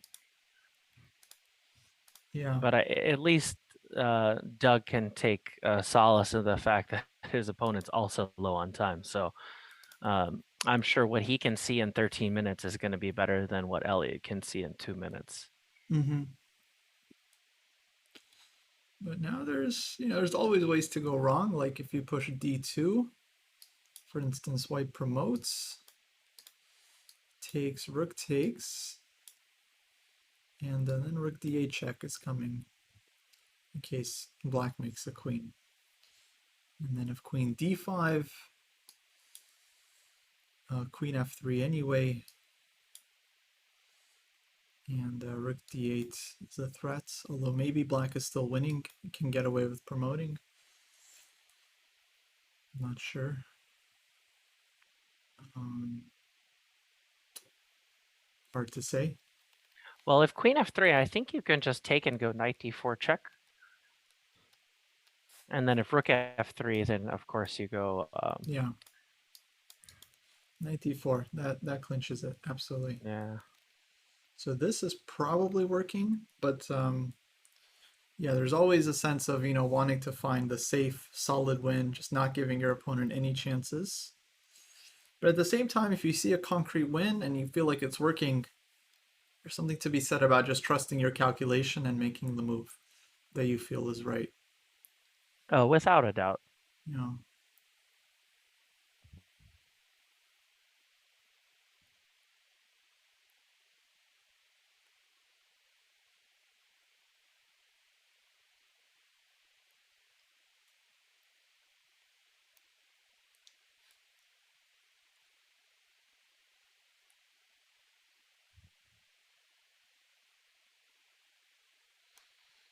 Yeah, very tricky stuff. Yeah, you could go rook f8 as well. Kind of simple move. But I would be wanting to play d4. Like if I can make d2 work, I would just want to play this and just end the game by force.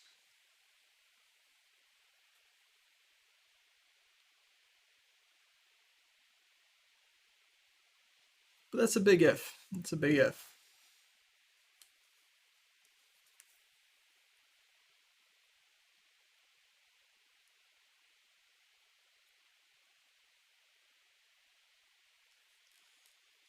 Okay, let's check with a wonder.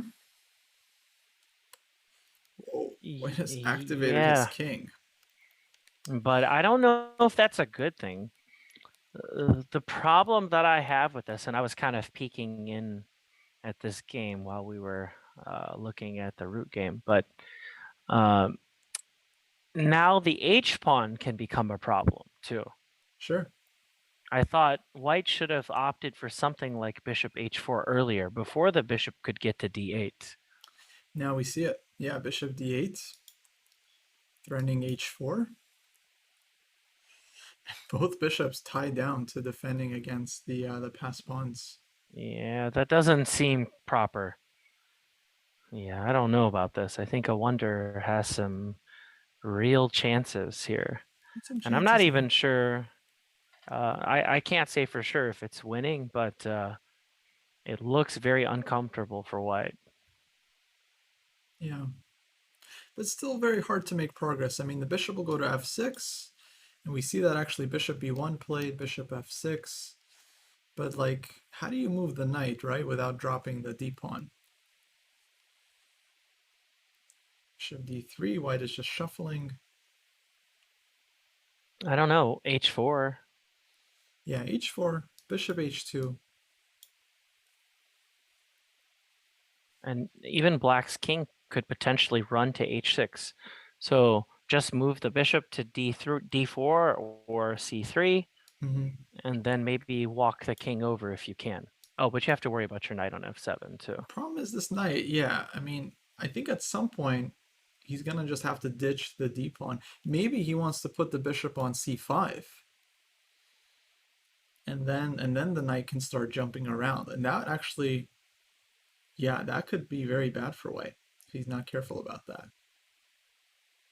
Yeah, that's a good idea. Bishop c5, and then if the knight can get active, it should be a big advantage to black. Yeah.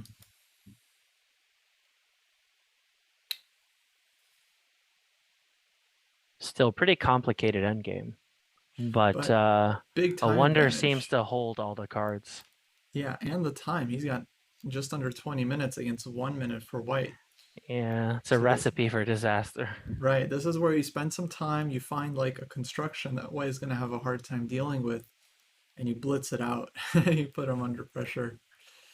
So he's thinking right now whether to throw an h4, bishop d4, what to do. I think h4, bishop d4 feels like a very straightforward plan. White might go f3. And then there's even like actually bishop f2, bishop g3 ideas. Just going after the dark squared bishop. Yeah, this could get really ugly for white very quickly. Yeah, I think black's winning the more and more we look at variations. Yeah, And then even if black wasn't by chance, how is white going to solve all these problems with a minute on the clock? It just seems like a tall task. right. Big chances for black. Okay, Asa must have made a move by now. And yeah, she good for her. She did go for these critical lines. So she took on d4, e7, rook e8, queen g4 check played, king f7. We were looking at all this, and now queen g5. Annoying move from white, attacking the rook on h6, eyeing the d5 square in case of queen f6. And And what's wrong with queen f6 here? queen f6, I think queen d5 check. No, bishop c4. Bishop c4 is very unpleasant. Oh, wait, that's losing. Yeah. Oh boy. But black does have queen f2 in the position. No, again, bishop c4. No, I think then maybe you have to bail out with rook g6. Mm-hmm.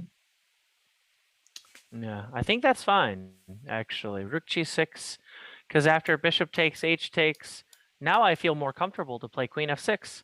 And the endgame could just be better for black. Because if you win e7, aren't you just up 2 pawns at that point?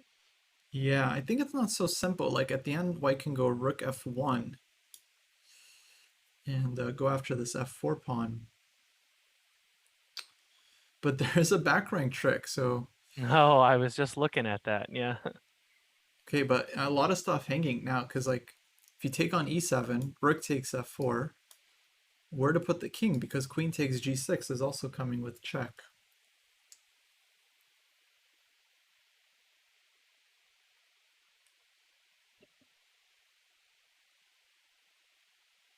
Still not easy.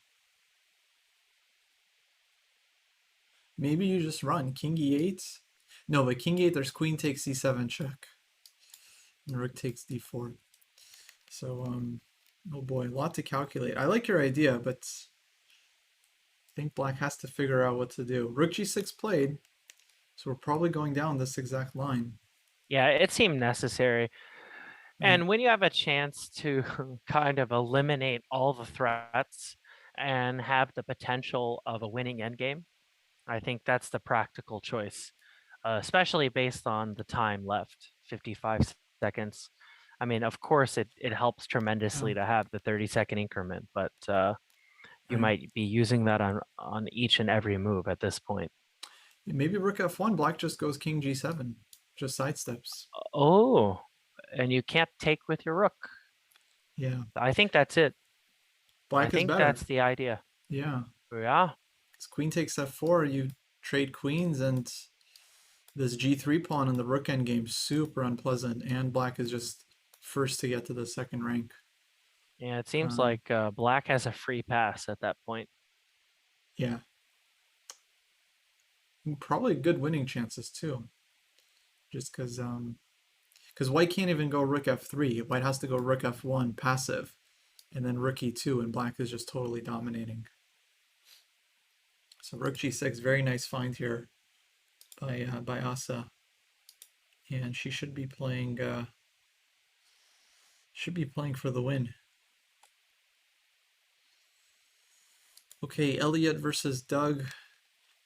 D2 was played. We were thinking this is critical, although now Doug is down to 4.5 minutes. Queen b4 check. And now the king needs to try to escape.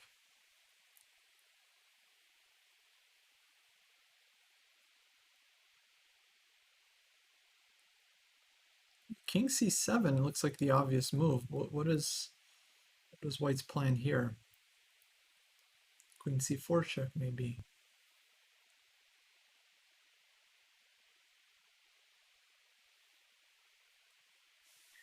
Yeah, this looks like black's game now, if you can get to play king c7. It just seems to solve all the problems. And you don't care about f8. You're just going to take that and queen anyway. Yeah, definitely. So I think White has to keep giving checks and try to promote on the back rank when Black's king is on the back rank, like queen c4, king b8, and maybe then promote.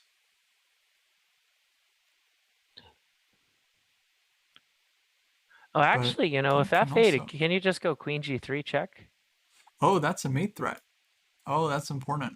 I completely overlooked that. That's a nice one. Oh, that really kills it for White, because now it's like, so maybe you can find some position where you're a piece down, but still some play, but the mate threat is really, really unpleasant to get mated. Yeah, in that case, I think it's just over. Queen g3 is coming. Yeah, because if the king can tuck away without any problems and you can't even queen, yeah, it has to be over here. Unless there's something that I'm missing. Yeah.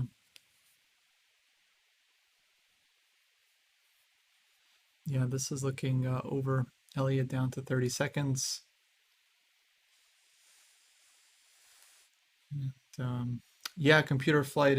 I think you're thinking of the Kramnik game where he blundered maiden one against Fritz 7 or whatever it was, Fritz 12. Very unfortunate. Rook f3 play, we can understand why.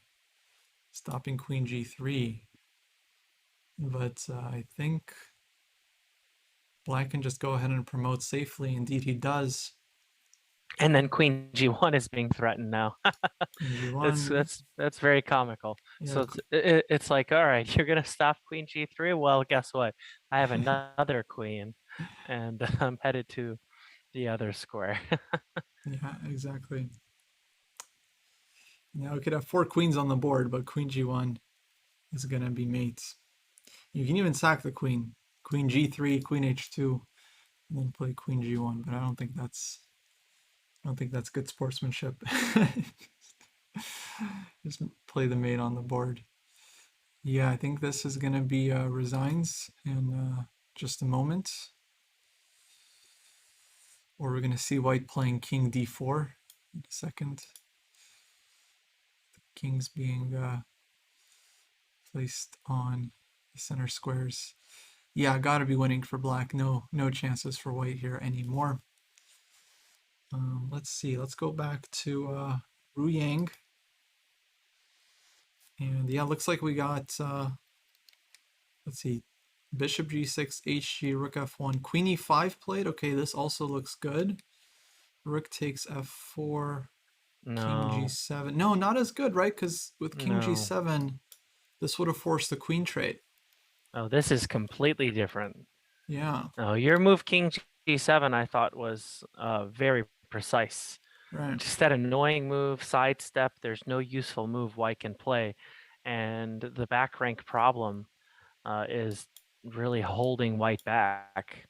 But once queen e5 and rook f4, it just looks like white untangles out of the web. Right? You can either go queen g3 or queen e5 and like rook f3 or something like that. Because once you can pick off that g3 pawn, it looks like everything's going to be fine. Everything's fine for white. Yeah, now it's equal material, 4 pawns each. And yeah, I think it's just very equal here.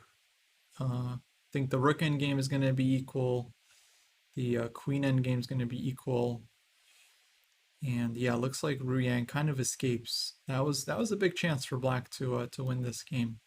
Kind of a back and forth game. Although this is going to continue because I think Ruyang is still, now that she's equalized, I think she's going to get ambitious and try to win. Maybe I h4. was just about to say that. Usually, once the tide turns, you can kind of feel that momentum, and that also affects the other player, Asa. So now maybe the thoughts are running through her mind. Oh man, I missed this move, or I should have done that.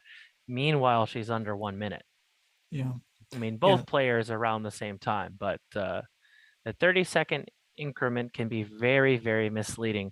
All it takes is one moment that requires a somewhat deep think, and then it's over if you All right. make the wrong move. So Douglas did officially win his game against Elliott. Yeah, d1 equals queen was the last move here. Now this one, Asa does grab the pawn on a5. I mean, why not? Take a pawn. Rook g4 can be met with rook e6 and everything is covered. I think maybe a simpler way for black to hold the game might have been just g5. Would have forced a queen trade. And then black is just totally fine in the rook endgame. But yeah, why not grab a pawn actually? Maybe black can still play for a win here. I don't think it's going to be enough. Like one pawn, black's extra pawn is pretty weak, and white is always going to have counterplay. But yeah, rook e6 played, rook g5, important move stopping queen e5, which would force a queen trade. And kind of feels like only black can be better. I mean, this is a pawn. Maybe Asa can still play this for a win. Queen c5 or something.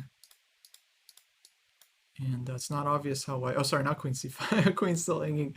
Maybe queen c7 just to cover the c3 square. And okay, queen d2 also very active. Looking to play. No, queen e3 would be a blunder. Rook takes g6. But something like just keeping the queen active. b3.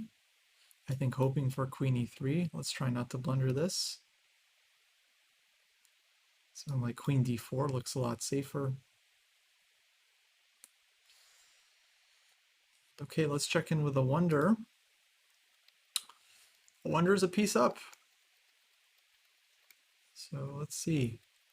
Look at this. On h4, white sacrifices the bishop with bishop c2, realizing probably that bishop h2 looks kind of hopeless there after bishop d4, bishop f2. So he decides to give the piece, but it's only one pawn, and it doesn't feel like it's going to be enough. Feels like black should eventually win this one. He just plays knight b7. He's bringing his knight in somewhere, let's say to c4 and a3 to win white's bishop. And yeah, I think he's going to just be winning this very smoothly. I love this bishop on e3. It's so strong, just attacking all of white's pawns. And I think a wonder knows how to checkmate with the bishop and knight, so I don't think white is going to have any hopes of escaping here. Yeah, I'll go ahead and call this one. I think Wonder's going to win. Pretty sure about that. And just earlier, remember I didn't like the king coming out of g2. I thought you had to just keep the king over there, keep an eye on the h-pawn, bring the bishop into the game, and really it looks like white might lose this game because they never properly fixed their worst piece. And Tarash had that old saying, one poorly placed piece can make your whole position bad. So Yeah, sometimes it's as if you're playing without the piece. So I think white just used the wrong approach there, for sure. But Yeah, I suspect it was a draw, but still some accuracy was required. But I think once the king goes to e4 and f5, it's already bad. You Yeah, he can't kind let of. that h pawn march. Yeah, I think he definitely misplays it there. But well, it just shows it was a tough endgame for whites. Okay, let's see what's going on. We have a couple more moves. So 5, knight a4, f6, king f7,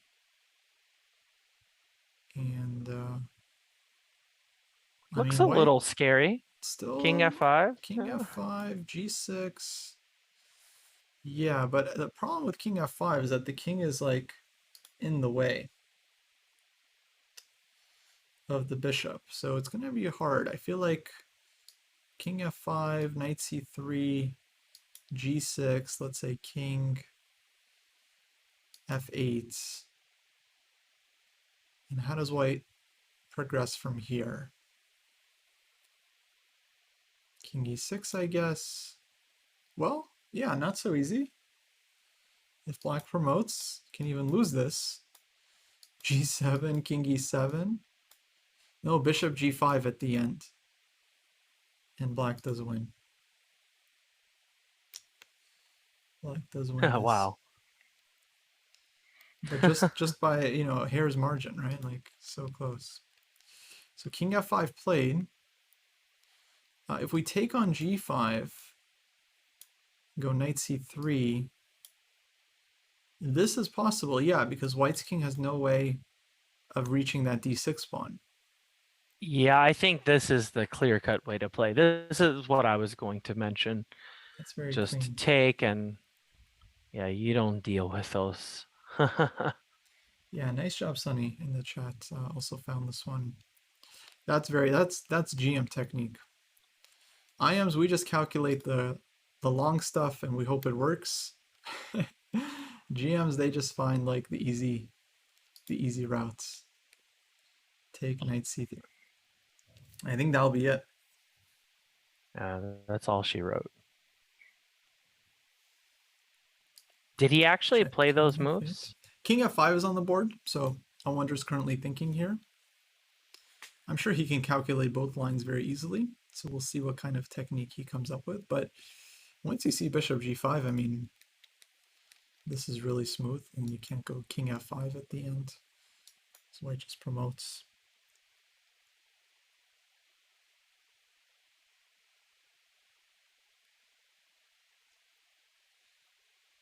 So yeah, I'm thinking we'll see exactly this line. It's just so tempting.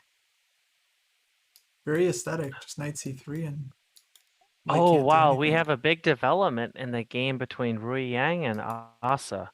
I Oh did no. not see this coming. Oh no.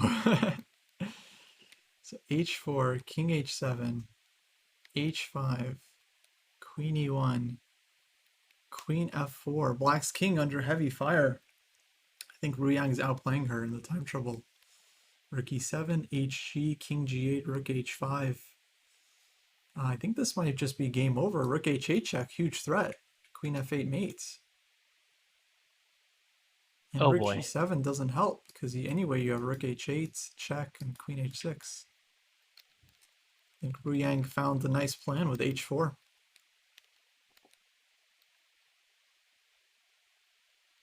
Wow, Maybe what went black shouldn't wrong have here? maybe black shouldn't have went for this a5 pawn. I mean, it just gave white time to set up her play. You know, I thought that was fine, but after rook g4, rook e6. Just rook e6. That's it. And Rook maybe e6 was black. played. Mm-hmm. Yeah, and then after rook g5, Yeah. yeah, queen d2 is fine. But probably, oh yeah, queen e1 doesn't work. That's annoying. Okay. Yeah, queen d2, b3.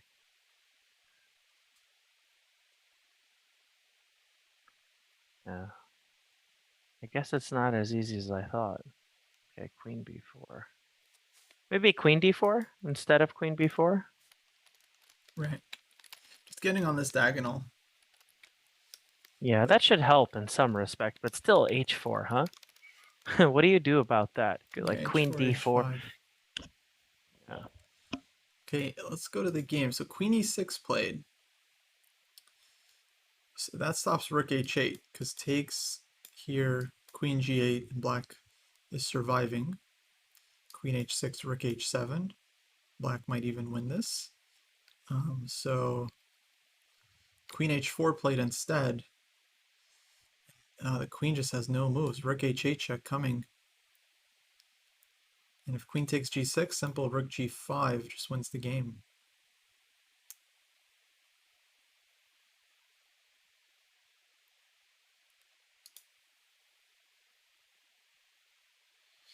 Yeah, I don't see defense for white here.